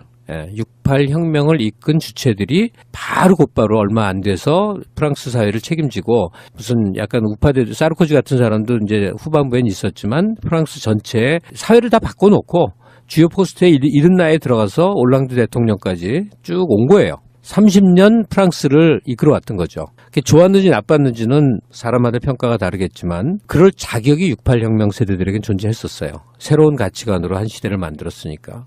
근데 한국 사회는 뭐였냐면 20대 초반에 그냥 단순히 정의로움에 눈을 떠서 뜨거운 밤들을 많이 보냈어요. 뜨거운 밤 하니까 야한 소리 생각 드나? 여기 여성이 있어야 되는데.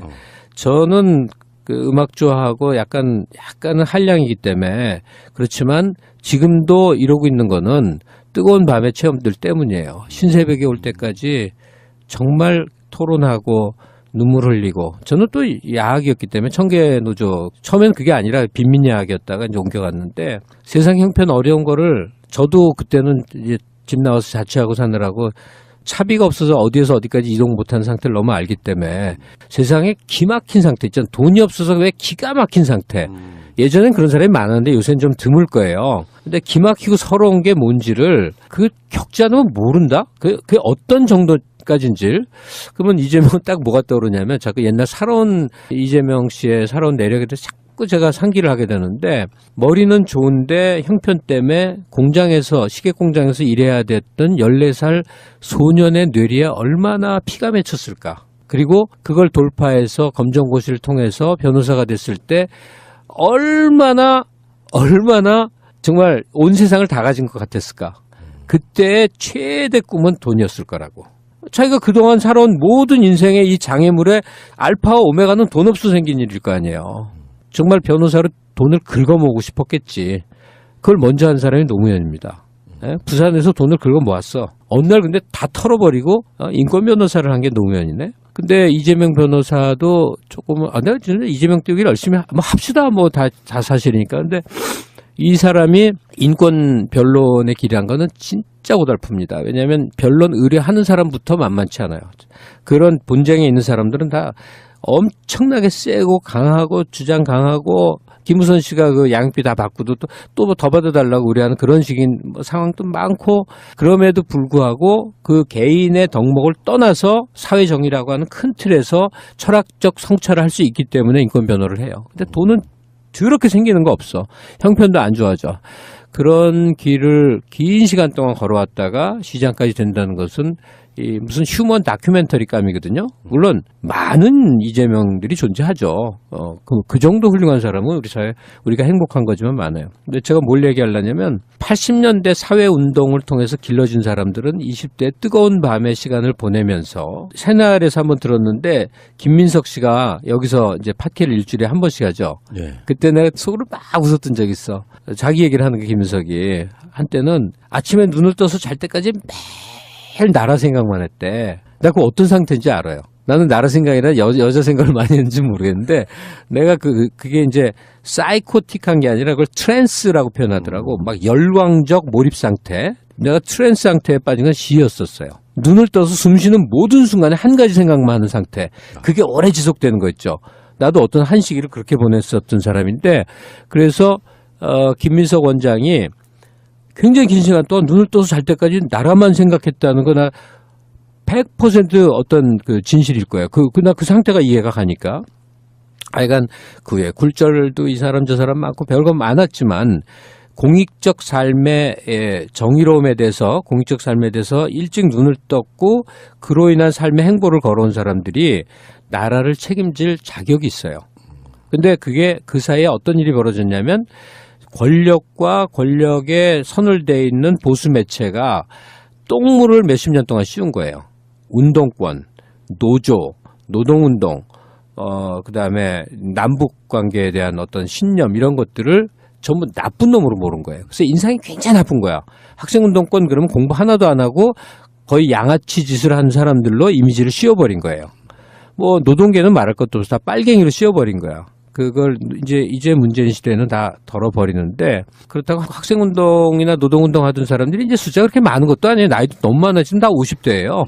근데 적어도 그런 공익적 삶의 행보를 저버리지 않은 사람들에게 주목해서 국가의 중요한 역할들을 좀 더 많이 맡겨야 된다. 그 다음에는 좀 젊은 전문가 그룹들은 뭐 자연적으로 이렇게 포진해서 이제 막 나오는 것 같아요. 앞으로 전개되는 거에서 한 20-30년 동안의 이 여러 가지 그 언론 환경이나 사회 분위기 때문에 내게 고정관념으로 박혀 있는 것들. 전교조는 나쁜 놈들. 뭐 이런 인식이 있는 사람들이라면 그걸 다 털어내야 돼요. 예.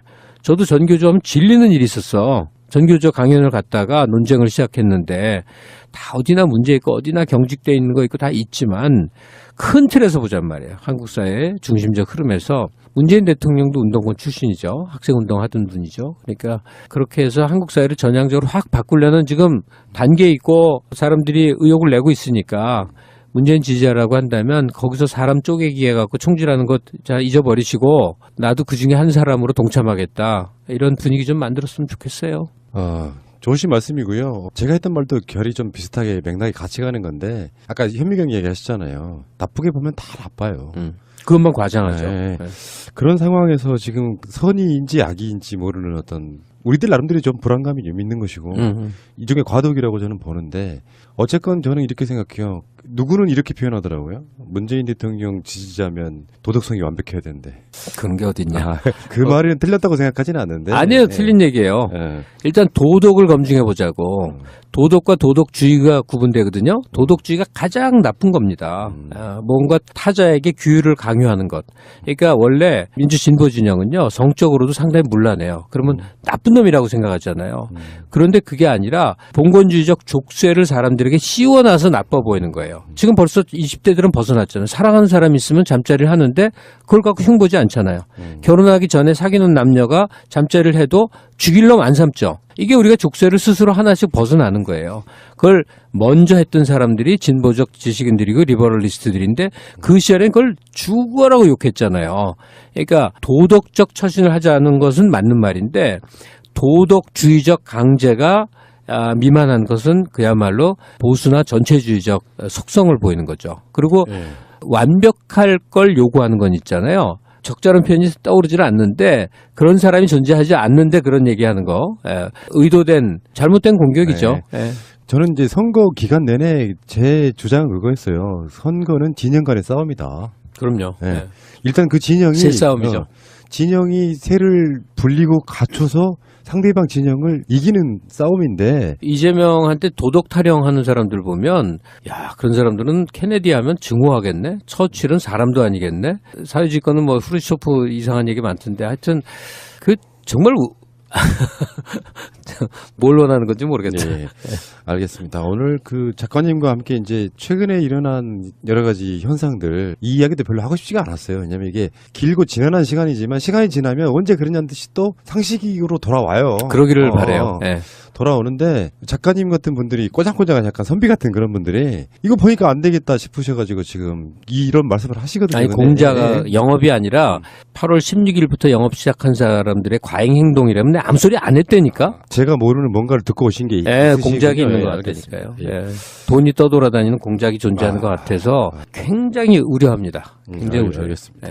작가님의 정보력은 저보다 나으시겠죠. 뭐 그래 봤자긴 하지만 어떻게 하다 보니 다이렉트로 그 우려를 전달해 듣게 됐고, 그러니까 지금 그쪽에 속해 있는 순수한 분들은 나보고 이제 미친놈이라고 그럴 거야. 근데 좀 보세요. 하여튼 이거 참 걱정돼요. 그 비슷한 결로 김어준 총수도 비슷한 이야기를 한 적이 있어요. 그래요? 김어준 씨가 그래요? 네. 그런 비슷한 적을 한 적이 있습니다. 그러니까 김어준은 촉이 훨씬 빨라요. 옛날에 이제 2번 크게 성공을 했거든요. 선거판 이길 줄 알았다가 김용민 막말, 그다음에 또 한 번이 정동영 노인 폄하. 이게 뭐냐면 아무것도 아닌 거거든요. 정동영 씨가 어떤 유세장에서 지나갔는데 대학 신문사 기자들이 뭘 물어보니까 아유 70대 이상은 집에서 푹 쉬시고 약간 자기 나름의 이제 그 농담 섞어 툭 던지고 지나간 말이거든요. 이제 그거를 그때는 언론 환경이 나빠서 키워졌어요.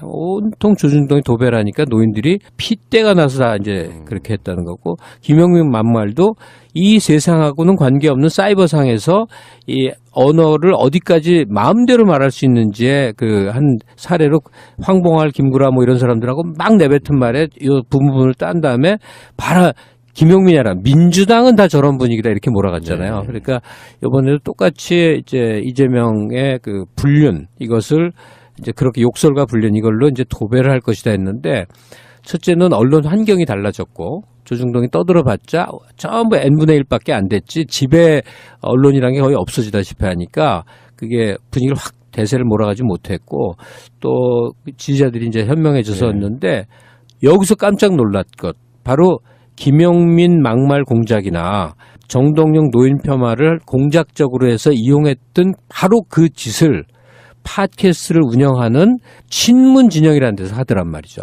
그 바로 짓이. 그게 이제 소위 이재명 리스크예요. 그러니까 여러모로 행정, 뭐 남경필 지지까지 나간 것 포함해서 그다음에 공작적 행태들, 지지자 끌어모으는 거, 뭐 소위 1,500명의 뭐 요원들, 뭐 하여튼 거기에 맹종하는 분들까지 내가 설득할 능력은 없지만 적어도 중립 지점에서 이 내부에서 이렇게 똥물을 싸면서 지지고 볶는 건 이건 난 싫어하는 정도의 사람들은 발 빼세요. 그냥 공정해 보시라고. 진보 진영의 일원인 게 자랑스럽고 문재인 대통령 사랑하는 게 정말 행복하고, 이런 상황을 다 깨박을 만들어버린 것에 대한 분노가 1차 있습니다. 네, 알겠습니다. 만약에 처음부터 끝까지 이 시간을 만약에 제 말을 우리 둘이 하는 얘기를 다 들으신 분들이 있으면 그분들은 솔직히 우리 편이에요. 그렇겠죠. 왜냐면 같은 안타까움이 있어서일 거거든. 제게 오늘 얼마나 지루했겠냐고. 근데 속이 상해서 이제 한 얘기 또 하고 하는 건데 이 우리말에 겼다라는 표현이 있어요. 어깨를 겼다. 이렇게 함께 가는 사람들이 있거든요. 요번에 제가 한 2주 동안 여기저기서 발언을 하면서 댓글을 일부러 열심히 봤는데 이상한 사람에 동조된 그런 분들도 많이 있지만 그거보다는 어깨를 겼고 함께 가는 우리 식구가 정말 많구나. 깨어있는 눈들이 이렇게나 많이 있었구나. 그렇다면 이 분열 공작에 대처를 할 수 있겠구나. 이런 또 희망도 생기더라고요. 선풀은요 10,000명 중에 1명이단데요.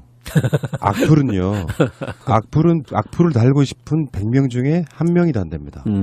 정확하게 100배 차이가 있대요. 그러니까 댓글만으로 여론이라고 생각하는 건 좀 그렇고요. 그게 선거 결과로 저는 나왔다고 보거든요. 자, 오늘 좋은 시간이었고요. 작가님과 함께하니까 역시 오랜만에 또 커피 한 잔 마셨어야 되는데. 자, 고맙습니다. 예, 다음에 또 뵙겠습니다. 고맙습니다.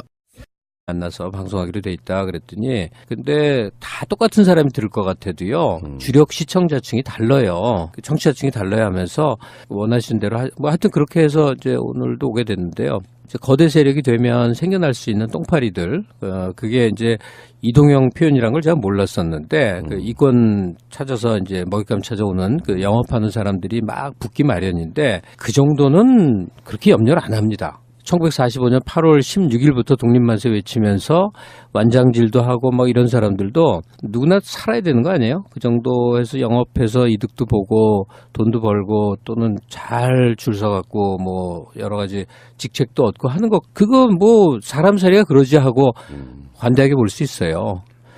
문제는 이 강고한 현재 민주당 지지세를 이완시키거나 균열을 불러일으키기 위한 어떤 공작의 흐름이 있다면 그것은 조심해야 될 일이고 거기에 대해서 대처도 해야 되고 무엇보다도 우리 같은 사람들 지지자들 소위 친문으로 분류될 수 있는 광범위한 사람들 민주당에 표를 찍는 사람들이 토론을 좀 해볼 때가 됐다. 제 의사는 그겁니다. 이제 그 토론이 이제 촉발되게 하는 어떤 시점에 있어서의 이제 깃발 하나 꽂으시는 그런 느낌이고 선거 때까지는 길을 쓰고 참았죠.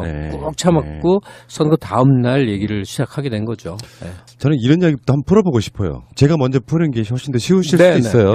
그러니까 우리 같은 팟캐스트는요. 다른 데는 어떤지는 모르죠. 속마음을. 그 뭐 PD들이나 진행자들을. 저는 이런 거였어요. 정권 교체가 목표였습니다. 그 정권 교체를 누구로 할 것인가에 대한 인물들이 있잖아요. 그 인물들은 사실 별로 안중에 없었어요. 정권 교체가 목표인데 누가 깃발을 꽂고 가장 큰 세력이 돼서 이겨낼 것인가가 가장 목표였다고요. 근데 나중에 우리가 공격받는 지점은 그런 거더라고요. 이를테면 이런 거죠. 문재인 대통령으로 만들고 싶어하는 사람들 입장에서 보면 문재인 외에 어떤 사람들과 연대가 안 돼요. 우리는 문재인 대통령이든 뭐 하다못해 안희정이든 이재명 시장이든 박원순 시장이든 누구든 간에 뭔가 이렇게 힘이 될 수 있다면 다 힘을 합치는 형태로 지금까지 팟캐스트를 꾸려온 측면이 있거든요. 그랬죠. 최근에도 이재명 시장의 뭐 사생활 논란 이런 것들 스캔들 이런 것 때문에 우리 이재명을 보호하려고 그 이야기를 안 하는 게 아니거든요. 민주당이 압승을 거두는 건 문재인 대통령의 승리로 직결되기 때문에 이재명 시장을 좋아하고 안 좋아하고를 떠나서 이재명 시장을 흠집내고 싶지가 않았어요. 솔직히 말씀드리면 그건 당연한 거라고 보고. 근데 이재명 시장이 우리 방송에 지금까지 나온 게 총 5년 동안 4번이에요. 그 당시에는 누군가를 부르면 응답하는 사람이 이재명밖에 없었어요. 문재인 대통령한테 당시 당대표일 때 출연 요청 안 했을까요? 이분은 답을 안 해주세요. 그게 전략이었다는 걸 나중에 알게 됐죠. 팟캐스트에 머물르면 안 되는 나름대로의 대선 주자지만 위치가 다 다른 거죠. 근데 이 방송이 만들어진 예초의 시작이 문재인 대통령이 대선에 패배한 것부터 시작해요. 그게 너무나 이상하다고 느꼈기 때문에 시작한 방송이었거든요. 새날이 첫 방송이 언제였어요? 첫 방송이 나간 건 2014년 초였는데 2012년과 2013년 사이에 준비 기간이 좀 있었는데 아니 그러니까 2012년 12월이었으니까 1년 정도 1년 정도 준비해서 나온 거구만요. 근데 우리들 입장에서는 오늘 또 뭐 그런 댓글들 여러 번 봤는데 이재명을 빨아주는 팟캐스트라고 이야기하지만 사실 친문 정치인들이 수도 없이 나오는 방송이에요. 대통령만 안 나오신 거지. 하다못해 김경수 지사도 나온 적 있어요. 그런 방식으로만 따지면은 김어준의 뉴스공장에는 자유한국당 국회의원도 날마다 나오잖아요. 그런 식으로 기계적 균형을 맞추는 김성태를 빨아주는 방송이 그렇죠. 똑같은 거죠. 그러니까 우리들 입장에서는 너희들 이재명한테 돈 받았나 이런 거. 이거 굉장히 모욕적이거든요. 그건 모욕 느끼지 마세요. 너무 터무니없는 얘기는 웃어야지 뭐 어떻게 해요. 그러니까 그런 것들을 겪으면서 저도 이런 생각을 해봤어요. 지방선거 정도까지는 한 팀으로 갔으면 좋겠다라고 꽉 참는 여러 가지 것들이 수도 없이 많은 것들이 있단 말이죠. 제가 기억하는 한 우리나라 팟캐스트, 정치 팟캐스트들이 가장 활성화됐던 때가 언제였냐면 2년 전 총선 때였습니다. 그렇죠. 대선 때가 맞습니다. 아니고. 네. 2년 전 총선 때 지금은 이제 표면에 나올 수 없게 된 정봉주 씨 포함해서 온갖 사이트들이 온갖 곳을 가고 온갖 정치인들 후보들 초대해서 얘기하고 거의 난리가 났죠. 생난리가 났다니까요. 그때는 그게 힘이 나서도 또 그랬어요. 그리고 선거가 끝나니까 어떤 일이 벌어졌냐면 팟캐스트마다 뒤풀이를 하는 거야. 근데 그 뒤풀이가 너무 흐뭇한 뒤풀이인 거예요. 저도 몇 군데 출연을 했었는데 야, 우리가 이렇게 싸워서 이뤄냈구나 하는 그 기쁜 마음. 압승을 한 것도 아닌데, 아니, 그때 저 새누리당이 180석 가져간다고까지 얘기 나왔을 때 아니에요. 그러니까 패배만 안 하면 이런 생각을 했었는데 예상외로 확 이겨버렸단 말이에요. 그랬을 때 선거가 끝난 이후에 우리 같은 종류의 팟캐스트에 출연하거나 진행하거나 하는 사람들이 함께 기뻐했던 그 시간들 한번 떠올려 보잔 말이죠. 어땠었는지. 근데 지금은 이게 뭡니까? 지금은 지선에서 이렇게 압승을 거둔 다음에도 뭔가 막 즐겁고 유쾌해서 행복해하고 앞날을 설계하고 편안하고 이런 게 아니라 서로서로 슬금슬금 눈치 보면서 지금 그 주진우가 까이고 있다지 또 그러니까 우리 내부에서 저쪽이 그러는 건 맨날 그러니까 뭐 아무 상관없어요. 자, 우리의 커피 매니아 김갑수 형님 모셨습니다. 어서 오십시오. 안녕하세요. 목소리 들을 때마다 느끼는 종편의 제왕. 아유, 종편 얘기도 이제 하는 것도 별로 없는데 하나 하는데. 아, 그러세요? 네. 근데 종편 하면은 다른 작가들은 전혀 이름도 기억이 안 나는데 그래도 우리 진영을 위해서 열심히 싸워주신 분 하면 김갑수 작가님밖에 생각이 안 난단 말이에요. 머리 기르는 게 때로는 그러니까 아, 참 인상이 좋은 거지 계속 나쁜 나쁘구나. 거지 그런 것 같아요. 아, 그렇군요. 제가 이제 농담 삼아 정치할 생각이 정말 0.01%도 없는 사람이기 때문에 이제 농담으로 이번 지방선거 끝나면 난 이제 정계 은퇴할 거야. 정치 관심 줄인다 하는 편이죠. 정계 은퇴 그 소리 많이 하고 다니는데 없이 제가 요새는 한 2주째 팟캐 사정없이 많이 나오게 되는 상황이 됐어요. 그래서 저도 조금은 기다린 거죠, 때를. 그랬다가 선거 끝난 다음 날부터 말을 시작했는데 어떻게 하다 보니까 같은 얘기를 반복하는 걸 참 민망해 하기 때문에 다른 얘기도 조금씩 보태가면서 오늘 그래야죠. 예. 같은 내용도 또 누가 진행하느냐에 따라 달라요. 많이 달라요. 그렇지. 예. 푸나님도 만났는데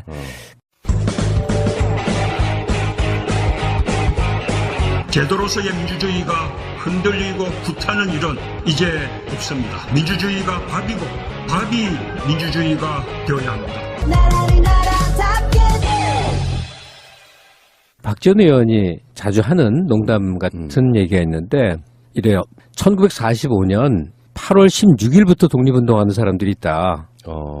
예. 근데 그런 사람들이 독립만세를 훨씬 더 크게 외치고 그러면서 어목할 때 8월 14일까지 독립운동한 사람들을 막 처단한다는 거예요. 우리나라에서 실제로 벌어진 일이죠. 누가 더 오래 했고 뭐 고생 좀 했냐 갖고 따질 일은 아닌데. 근데 요즘 돌아가는 판세를 보니까 이상한 거예요. 저는 푸나님은 저를 조금은 이제 좀 이제 알잖아요. 예, 현실에 개입해 있는 듯 하지만 현실 바깥에서 항상 살아요. 예, 요새는 저 모차르트랑 같이 삽니다. 오랜 세월 음악을 들었어도 좀 심각한 부류의 음악을 좋아했어요. 브람스나 말러, 쇼스타코비치, 코다이 이런 거 듣던 사람이 어느 시기부터 이게 나이가 많아져서 그러나 갑자기 모차르트 좋아해서 듣는데 그걸 듣는 게 내 삶의 절반이거나 그걸 듣는데 잠깐 현실로 오는 거거든요.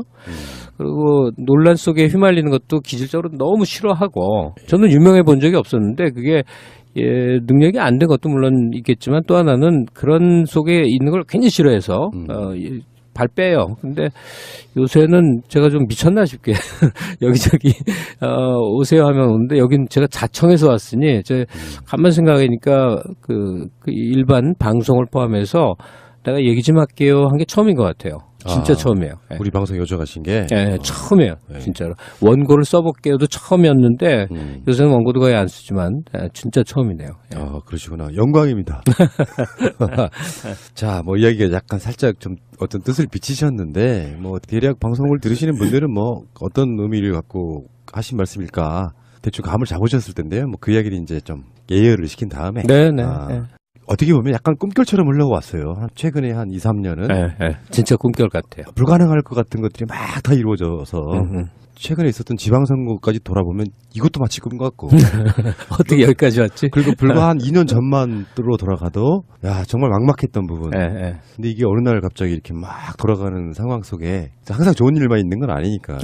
그렇다고 또 이렇게 세상이 바뀐다고 내 삶에 현실적 이득이 돌아오는 것도 전혀 없어요. 맞아요. 저는 또 이 방송만 많이 날아가서 물론 시간 많아져서 좋긴 한데 그러니까 우리가 이런 건 명확히 해야 되죠. 내가 이 세상에 태어나서 큰 뜻을 갖고 이 세상에 대해서 어떤 보탬이 되고자 하는 것하고 내 사적 욕망을 채워가는 좀 개인의 부분하고가 구분될 수도 있고 그리고 그런 공적 영역에서의 조그마한 역할이라도 거기에 긍지나 내 존재의 의미를 찾고 뭐 이런 거 그걸 현실적 이득과 이렇게 결합시켜서 생각한다면 그건 정말 비참해지는 거예요. 그렇죠. 근데 어쨌건 지방선거까지는 뭔가 꿈결처럼 흘러왔고요. 이거 이제 상전벽해라고 하죠. 뽕나무밭이 바다로 바뀌었다 이런 뜻인가요? 뽕나무밭이 벽 푸른 해 푸른 바다가 됐다. 상전벽해인데 사실 온라인이라고 하는 곳이요. 방송도 해보면은 논란이 있을 때가 훨씬 사람들이 많이 됐지. 평화로운 시기에는 잘 안 들어요. 그래서 뭐 어쩌면 논란이 유리한 주적이 사라지면 전이가 이제 사라지죠. 그러니까 세상에는 뭔가 근심거리를 치우고 나면 근심거리가 없어질 것 같지만 또 뭐 다른 근심거리가 또 생기고 이러더라. 뭐 이런 거예요. 지금 갑자기 생각났는데 상전벽해 하니까 이 파랗다는 의미의 여러 한자 단어가 있는데 그중에 푸를 벽자가 상당히 아름답거든요. 벽산 그룹 할 때 글자 많은 벽자. 푸른 나무를 벽수라고 그래야겠다. 벽수. 감사합니다. 호가 하나 생겼네. 벽수님. 감사합니다. 괜찮은데 벽목은 좀 그렇고 벽수님. 참 역시 작가님하고 무슨 대화를 하려다 보니까 또 이렇게 심한 뜻까지요. 본론으로 바로 들어가죠. 뭘 뜸을 들이고 말고 하겠습니까? 네네. 굉장히 억울하신 느낌이에요. 제가 봤을 때는 저한테 방송 좀 합시다 이렇게 요청하신 부분이 뭐예요? 일단 제가 한번 들어볼게요. 무릎팍도사처럼. 그러니까 제일 먼저 푸나님 여기 와서 얘기했어야 되는데 이제 순서가 바뀌게 된 건데 어떻게 하다 보니 다 그렇게 됐어요. 그리고 뭐 나머지는 다 요청받은 건데 그러다 보니까 뭐 뒤죽박죽이 됐는데 얘기를 우리가 아직은 시간이 좀 있으니까 제가 좀 천천히 풀어가면 요즘은 TV 같은 데서 문 대통령을 보면 이제 저렇게 천운을 타고 난 사람이 있을까? 지방선거에서까지 성공을 보면요. 노무현 대통령이 온통 불운의 연속이었던 것을 2배로 보상해서 혼자 받는 것 같은데 사람들은 그걸 다 능력으로 보고 싶어 하잖아요. 문 대통령의 능력. 근데 절반은 그 행운의 결과물이라고 생각해요. 하나의 가정을 해볼게요.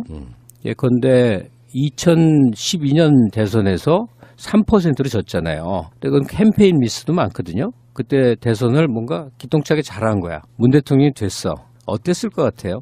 글쎄요. 지금처럼 잘하기도 힘들었을 수도 있겠어요. 시대라는 게 필요한 어떤 부분이 달라지는 부분이 있잖아요. 100% 못했습니다. 왜 그렇겠네? 한번 조금만 추리를 해보세요. 만약에 문 대통령이 5년 전에 당선이 됐으면 그리고 박근혜가 떨어졌으면 어떤 일이 벌어졌겠나 한번 생각을 해보세요. 현실은 무얼 해도 불만족이고 아무리 잘해도 반대 계층이 생기거나 손해보는 층이 생겨요. 중하위 계층에게 굉장히 경제적 이득을 돌아가게 만약에 집중적으로 했다 그러면 상위 계층의 분노와 폭발력은 말도 못하는 거고 그 반대면 반대고 무엇을 많이 해도 비판받고 무엇을 적게 해도 비판받아요. 그런데 그럼에도 불구하고 국민 지지가 이끌어지는 건 물론 절반은 그 사람의 능력이지만 나머지는 상대 쪽의 문제예요. 자, 박근혜는 국민들에게 신비로운 가능성이었어요.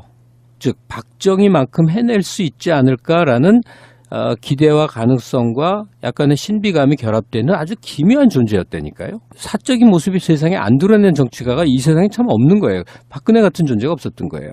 그러니까 5년 전에 문재인이 집권을 해서 문 대통령의 시절을 그때 보내고 있었더라면 일단 열혈 박바야 뭐 원래 그랬겠지만 평범한 중간지대 사람들은 뭐가 조금만 잘못되다 박근혜가 있으면 잘했을 텐데 역시 새누리당이었어야 되는데 역시 박정희 세력들이 경제도 잘하고 안보도 잘할 건데 이 속에서 아마 정말로 힘들었을 겁니다.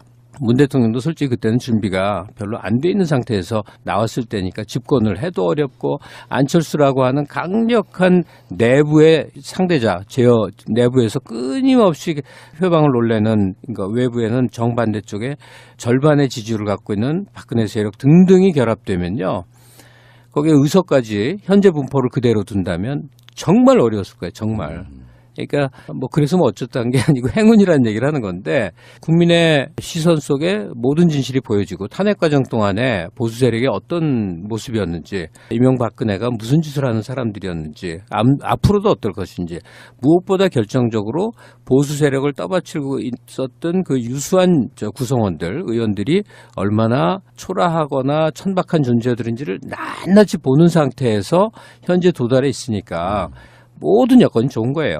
거기다가 북한의 사정, 김정은으로서는 살기 위해서 살기 위해서 핵을 개발했고 핵을 포기하는 과정을 통해서 국가적 재기를 도모할 수밖에 없는 기기묘묘한 타이밍, 거기에 트럼프라는 산타클로스, 생각지도 못한 산타클로스, 그다음에 중국의 현재 사정, 그러니까 잘한 사람의 공적을 운으로 돌린다면 기분 나빠해서 문재인 사랑하시는 분들은 무슨 그런 억지소리를 하냐고 할지도 모르지만 사실은 문 대통령 억세게 운 좋은 사람입니다. 절묘한 타이밍에 절묘하게 스케줄을 맞춰 나가고 있는 거여서. 근데 굳이 이제 그 운이라는 단어를 앞에 세울 필요는 없을 것 같고요. 어쩌면 스스로 돕는 자를 하늘이 돕는다. 이 개념으로 바라보는 게 더 정확하지 않을까요? 근데 이제 앞날이 좀 걱정이 돼서 그렇긴 한데. 앞날. 예, 지금 그 운과 불운은 총량 불변의 법칙이라고 그래갖고 운이 막 오면 그 운만큼의 이제 불운이 기다리고 있을지도 모른단 말이에요. 그냥 어느 시점에 터지냐의 문제지만, 지금 제가 전국이 불안정할 거야, 문 대통령에게 염려가 돼, 그런 얘기를 한다기보다는 너무나 상상을 초월해버리는 결과 앞에 지방 권력, 의회 권력, 행정 권력을 거의 다 장악해 나가는 이 과정 속에서 이 이상 더 좋은 환경이란 건 없어요. 정치 환경에서. 물론 여당의 의석수 부족이라고 하는 굉장히 안타까운, 그래서 저도 목소리를 높이지만 그 정도의 장애물을 제외하고는 국제 상황서부터 국내적 여건까지가 이제는 정말 한번 제대로 뭔가 한국 사회를 총체적으로 변혁시키고 그다음에 성장한 데에서 혜택을 보지 못한 굉장히 광범위한 층들에게 국가의 국가가 있는 이유 이것을 알려줄 수 있는 절호의 기회죠. 네. 근데 왜 무슨 불만이 있냐? 말씀의 뉘앙스가 좀 억울하신 느낌? 뭔가 좀 언짢은 느낌? 그러니까 뭐냐면은 사실 솔직히 말씀드리면은 저는 다른 방송을 들을 시간이 없어요. 네. 어떤 말씀을 하셨는지를 아예 몰라. 그냥 들은 이야기. 김갑수 작가님이 어떤 방송 나가셔서 무슨 말씀 하시더라 정도인데 뉘앙스를 모르니 내가 어떻게 설명을 드리겠습니까만 나오신다고 하길래 제가 그 방송들을 아예 들어보지 않은 이유가 제 색깔만으로 한번 대화를 나누고 싶었어요. 그리고 어제 녹음한 PD도 그 얘기를 하더라고요. 내가 걱정을 했거든요. 내일 푸나님 말이요. 자유한국당이나 일부에서 그러는 거야. 누가 콧방귀도 안 끼지? 근데 안에서 이렇게 싸우고 있대더라. 저렇게 싸우고 있대더라. 심지어는 이 파케와 저 파케가 개싸움을 벌인다고 생각을 하는 사람들도 있어요. 그러니까 이동형이네하고 또 어느 쪽하고 서로 사이가 나빠서 싸우는 걸로 생각을 해요. 저도 그냥 그런 정도로 알았어요. 자, 합쳐서 얘기를 하자면 그게 아닐 수 있겠구나. 소위 이 분탕질, 기관총 들고 와서 내부에 난사하는 사람들 있잖아요. 난사는 미국에서 벌어지는 총기 난사 사건 있잖아요. 그거는 패당과 세력이 갈려 싸운 게 아니라 어떤 집단의 총기 난사 사건이에요. 그리고 그게 어떤 목적을 갖고 있다면, 그러니까 제가 이미 청정구역에서 했던 얘기를 그냥 아주 줄여서 집약적으로 얘기하자면 다른 정책 목적 내지 현실적 이권과 결합된 것으로 추정될 수도 있는 사람들이 그러니까 안에서 내가 원하는 후보를 골라낼까의 수준을 넘어서 우리가 적진이라고 생각하는 쪽의 후보를 편들면서 안에를 서로 다 불편하게 만든다. 그리고 우리가 평소에 사랑해왔고 아껴왔고 좋아했던 소위 진보 진영의 사람들을 서로 물어뜯는 분위기로 사실은 그것도 아니에요. 한 세력이 막 그 짓을 하고 있는 건데 지지자 입장에서 보면 이쪽도 눈치 보이고 저쪽도 신경 쓰이니까 벌쭘해지는 분위기를 만든다. 이거 의도된 거 아니냐. 그러면서 그거의 방증 자료로 제가 봐왔던 변희재 씨의 그동안의 삶이라든지 타진녀의 행적이라든지 유추될 수 있는 그런 것들을 쭉 떠올려 봤었어요. 근데 그건 이미 이제 많이 말을 했고 하여간 분위기 더럽다. 아, 세간나라도 그 한 중심에 있는 팟캐스트라 네. 그름을 제가 정확하게 알고 있다고 자부를 하거든요. 네. 뭐냐면은 우리는 애초에 방송을 시작할 때 아까 처음에 말씀드린 것처럼 정권 교체가 목표였다고 했잖아요. 네. 그중에 가장 유력한 사람이 여전히 문재인 당대표라든지 이런 분들이었죠. 근데 이제 붐업을 시키는 측면도 있고 그래서 후보군은 많아지면 좋다. 뭐 지금이야 이제 뭐 여러 가지 형태로 또 어떤 위치가 좀 달라지긴 했습니다만 그러면 만약에 내가 패널을 섭외를 할 때 우리 방송에는 친문도 있고 비문도 있고 뭐 쉽게 표현하면 이재명이라면 친이도 있는 거고 박원순도 있는 거고 이런 식이란 말이에요. 근데 PD 내가 문재인 지지자이면서 노사모 이모 뭐 이런 어떤 그런 출신을 갖고 있단 말이에요. 근데 아무리 다른 사람 이야기해봐야 황진미 씨 아시죠? 네, 황진미. 황진미 목소리만을 기억해서 새가 날아든다는 문재인 까는 방송이야. 이렇게 규정을 짓는 게. 안녕하세요. 근데 그게 이게 어떤 측면이냐면 최근도 네. 그런 댓글이 달려요. 네. 점찍고 문재인 지지자 행세한다고 왜 네. 옛날에 무슨 드라마 네. 얘기하듯이. 방송 전체 기조는 지금까지도 문재인 대통령이 비판적이지 않았어요. 비판적이어도 상관없는 아, 게요. 그러니까. 제가 황진미 씨가 방송하면서 문 대통령이나 내지는 친문에 대한 불편한 발언하는 걸 봤거든요. 근데 그 정도 발언이 수용될 수 없다면 문재인 지지자도 아니고 민주진영의 사람도 아니고 그냥 빠예요, 빠. 이 무슨 바보 같은 소리냐고. 그러니까 여러 얘기를 다 할 수 있어야죠. 그 지점은 제가 이제는 말할 수 있다 이런 건데. 네. 그래서 대선 경선 때는 사실 제가 좀 이재명 시장이 조금 무리하거나 박원순 시장도 굉장히 심한 말 한 적이 있거든요. 친문 뭐 적폐 세력 막 이렇게. 그럼요. 네. 안희정 말할 것도 없고. 안정은 심한 소리 했죠. 근데 그런 걸 보면서도 느끼는 게 대선 경선 국면에서는 사실 솔직히 말씀드리면 문재인 대세론은 그냥 따랐어요. 네. 이 상황에서 나머지 분들은 차기를 노릴 만한 정도가 되려면 대선 경선에서 감정의 골을 너무 깊게 남기지 말았으면 좋겠다는 게 우리들 기본적인 입장이었기 때문에 네. 이재명 시장이 너무 나간 소리 하면 이재명 비판하고 뭐 안희정은 말할 것도 없이 많이 까였고 그 당시에는 좀 말도 안 되는 이야기를 많이 했잖아요. 네. 박원순 시장도 만약 예를 들어서 친문 적폐라고 얘기하면 이 양반 진짜 너무 나가셨네. 이건 뭐 정치적인 정무적 감각이 제로야 이런 식의 표현 정도는 했겠지만 문재인 대세론을 흔들고 싶은 생각은 없었고요. 왜 이유가 뭐냐면은 그렇게 가야 그래도 큰 물결 속에 대우가 잘 만들어진다고 생각을 했는데 이제 황진미 씨의 목소리만 듣기 시작하는 사람들이 듣지도 않으면서 새날은 반문 파케가 돼버리는 거예요. 근데 이 이야기가 왜 나왔냐면 네. 중요한 얘기예요. 네. 틈새 시장 같은 거죠. 그러니까 그렇지. 문재인 대통령만을 옹호하지 않으면 모든 팟캐스트는 비문이 되고 반문이 돼요. 그게 영업 기술이에요. 그래서 지금도 그렇게 댓글을 달고 그렇게 알고 있는 분들이 되게 많은데 아니 방송 만드는 PD이자 사회를 보고 주요 패널인 내가 문재인 대통령을 비판한 게 저는 지금도 딱 한 번 기억나요. 내가 너무 가슴이 아팠기 때문에 방송 5년 동안 현충원 가서 이승만 박정희 묘지를 참배했다는 말에 그분을 완전히 버리는 형태로 비판을 했겠어요. 이건 좀 너무하셨다 서운하다 이런 정도의 표현한 것이 유일한 문재인 비판이에요. 근데 어느 날 갑자기 이 방송은 반문 비문 팟캐스트가 돼 있더라 이런 얘기죠. 아니 비판을 왜 못하냐고. 우리가 김정은 치하예요. 그리고 비판하는 것을 비판하는 그 아주 극단적인 사람들 있잖아요. 그런 사람들은 다른 목적이 있다고 생각해요. 그러니까 후발로 출발해서 진하게 나오려면 좀 센 어조를 쓰는데 그게 이제 문재인 성역화나 문재인 띄우기, 문재인 마케팅이 과도에 생긴 거라면 그거 그나마 순수한 거거든요.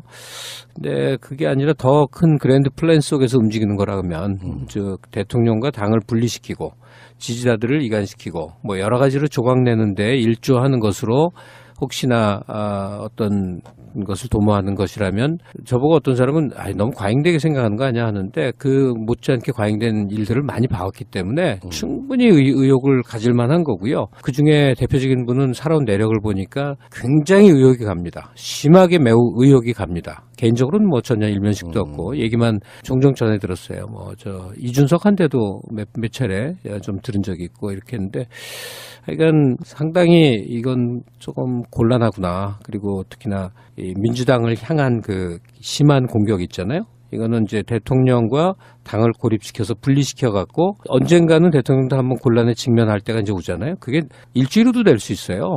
그 스캔들이 생기거나 사고가 생기는 게. 그럴 때부터 도덕의 힘과 무슨 뭐 정의의 언어를 막 만들어갖고 이제 뭔가 이제 본격 작업에 들어가겠구나 하는 그런 생각이 드는데 정말 경계해야겠다 싶어요. 네. 그러니까 내부에 있는 어떤 이쪽과 저쪽이 싸우기 시작하면은 분명히 외부에 있는 누군가가 끼어드는 이간질 세력이 분명히 생겨요. 예를 들면 총선에 열심히 싸워야 되고 대선 때 열심히 싸워야 되는데 자기들끼리 싸우다가 자멸해서 그냥 끝나는 경우가 되게 많아서 어떤 식의 공격이 들어와도 대응하지 말자는 게 지금까지 전략이었었는데 저는 기본적으로 개인적으로 아시는 분 다 아시겠지만 뭘 우리가 한 게 뭐 있냐 주의자예요. 그냥 내가 좋아서 방송한 거지 뭐 정권 교체하는데 새날이 노력했다 난 그 말 동의하지 않거든요. 네. 그냥 우리는 방송이라는 게 재밌어서 한 거예요. 결과물은 어떻게 됐을지 모르지만 그 관점에서 어떻게 보면 저는 이렇게 봐요. 개파가 없는 거죠. 정확히 말하면. 그러니까 네. 뭐 저도 뭐 민주당 평생 찍어온 사람이긴 합니다만 그래도 민주당이 다 마음에 들진 않아요. 뭐 어떻게 보면 진짜 새누리당, 자유한국당 정도의 결을 가진 정치인도 그쪽에 있긴 있으니까 문제는 현재 방송의 컨셉은 그냥 문재인 대통령 보고 가는 거예요. 이분이 개혁을 최대한 길게 할 수 있는 데까지 그냥 힘 모아주자 이런 측면이거든요. 네, 네. 다만 내부적으로 누구를 비판하고 싶은 생각은 지금 현재까지도 없어요. 사실 알고 보면 의미가 없다고 생각하기 때문에. 네, 네. 근데 그런 것들을 다 모아서 작가님 자체는 정말 중요하고 의미 있는 소리를 하셨는데 저는 개인적으로 이런 생각을 가끔씩 하거든요. 비판 굉장히 중요하고요. 해야 되는 지점이 분명히 있는데 그러니까 노무현 대통령이 좀 실패했던 지점이 너무 일찍 비판이 시작되고 그럼요. 지지자들이 죽인 거죠. 네. 그러니까 그러면 안 된다는 컨센서스는 뭐 일반적인 거죠. 근데 어느 시점부터 그러니까 늦게 영업을 한 분들이 마케팅 전략이 이제 과잉 성역화. 그러니까 딴 사람들이 가령 1도, 2도, 3도 정도 목소리를 높여서 문재인을 사랑하고 있는데 한 12도쯤 올려갖고 그것도 가장 열렬하게 막 외치면서 뭐 다른 사람들을 막 총질을 해. 예? 당신들은 사입이야, 당신들은 가짜가 가짜에게 그런 소리를 막 해요. 또 똥물을 막 뿌리는 거야. 이렇게 이 동네를 더럽게 만드는 거예요. 그것도 막 쌍욕이고 언어도 굉장히 좀 불결한 사람이더라고요. 교양이 기본적으로 없더라고. 하여튼 그런 행동을 막 하는 것을 그냥 좋게만 보면 세상에 별 사람들이 많으니까 과거 민주당이었으면요. 사실 골목에 가서 좁혀버렸을 거예요. 왜냐하면 지금 정치 깡패로 분류되는 사람들 중에 굉장히 많은 사람들이 민주당에 있었어요. 지역의 어깨들. 그러니까 연세 좀 있는데 좀 인상이 험악하고 지적이지 않은데 하여튼 그런 사람들이 나 정치했어 뭐 이런 분들이 꽤 있어요. 그분들이 다 어깨예요. 가드들. 지역에서 험한 일들 많기 때문에 과거의 정치가 어깨들이죠. 근데 그러니까 그런 사람들이 많이 있었죠. 그런 거기서 요즘식으로 깝치면 어디 끌려가서 죽게 맞죠. 다시 못 나타나죠. 지금 세상이 이제 아름다운 문재인의 나라가 되면서 말도 안 되는 그런 식은 상상도 못하는 한계가 됐지만 그런 속에서 이게 저렇게 멋대로 가다가는 하여튼 그게 작가님이 뭐라고 해야 되는지 작가님이 좀 충격을 좀 드시긴 하셨을 것 같아요. 제 느낌도 그런 부분인데. 잘 모르고 있다가 이게 저런 식으로 싸우고 있었구나. 안에다가 저렇게 똥물을 뿌리는데 그게 인기를 또 얻고 있구나. 그러면 남들은 이 순수 자연식으로 음식 만들고 있는데 누군가 MSG 팍 뿌려갖고 이제 우리가 맛있어 그래갖고 뭣도 모르고 가서 열심히 거기 사 먹는 사람들 생기는 그 분위기로 지금 문재인 성역화를 하는데 내가 우리 새날 애청자를 포함해서 팟캐스트에서 문재인 좋아하는 사람들한테 맞아 죽을 소리 몇 마디만 할까요? 한 3마디만 할까? 문재인 대통령이 꽁생원이에요. 내가 어떻게 하냐면 거의 가족과 비슷하게 몇십 년을 곁에 있던 사람이 꽁생원 이럽니다. 그래왔던 사람이에요. 그다음에 박근혜 탄핵 국면에서요. 많이 우왕좌왕했습니다. 그다음에 4년 전 첫 대선 나왔을 때 구체적인 플랜은 없었어요. 그리고 그중에 굉장히 측근으로 분류되는 사람들 그 외 실수 많이 했어요. 그런데 왜 여기까지 왔죠? 이 사람의 덕성을 이길 건 없는 것 같아요. 문재인의 결함을 죽어라고 메꾸려는 사람들이 산처럼 나타난 거예요. 너도 채워주고 나도 메꿔주고 그리고 다 문재인의 세포의 일원들이 돼서 소리 없이 이름 없이 빚도 없이 노력하고 애쓰고 저 식당에서 논쟁이라도 벌어지면 어떻게든 그런 사람들은 문재인 지지하는 거 소리도 안 냅니다. 이렇게 열심히 하다가 어떤 말을 거들어야 우리 문 대표에게 조금이라도 날까 이런 식의 사람들이 산을 이루고 강을 이뤄서 여기까지 온 건데 얼마나 대통령과 가깝고 잘 알길래 그렇게 남들을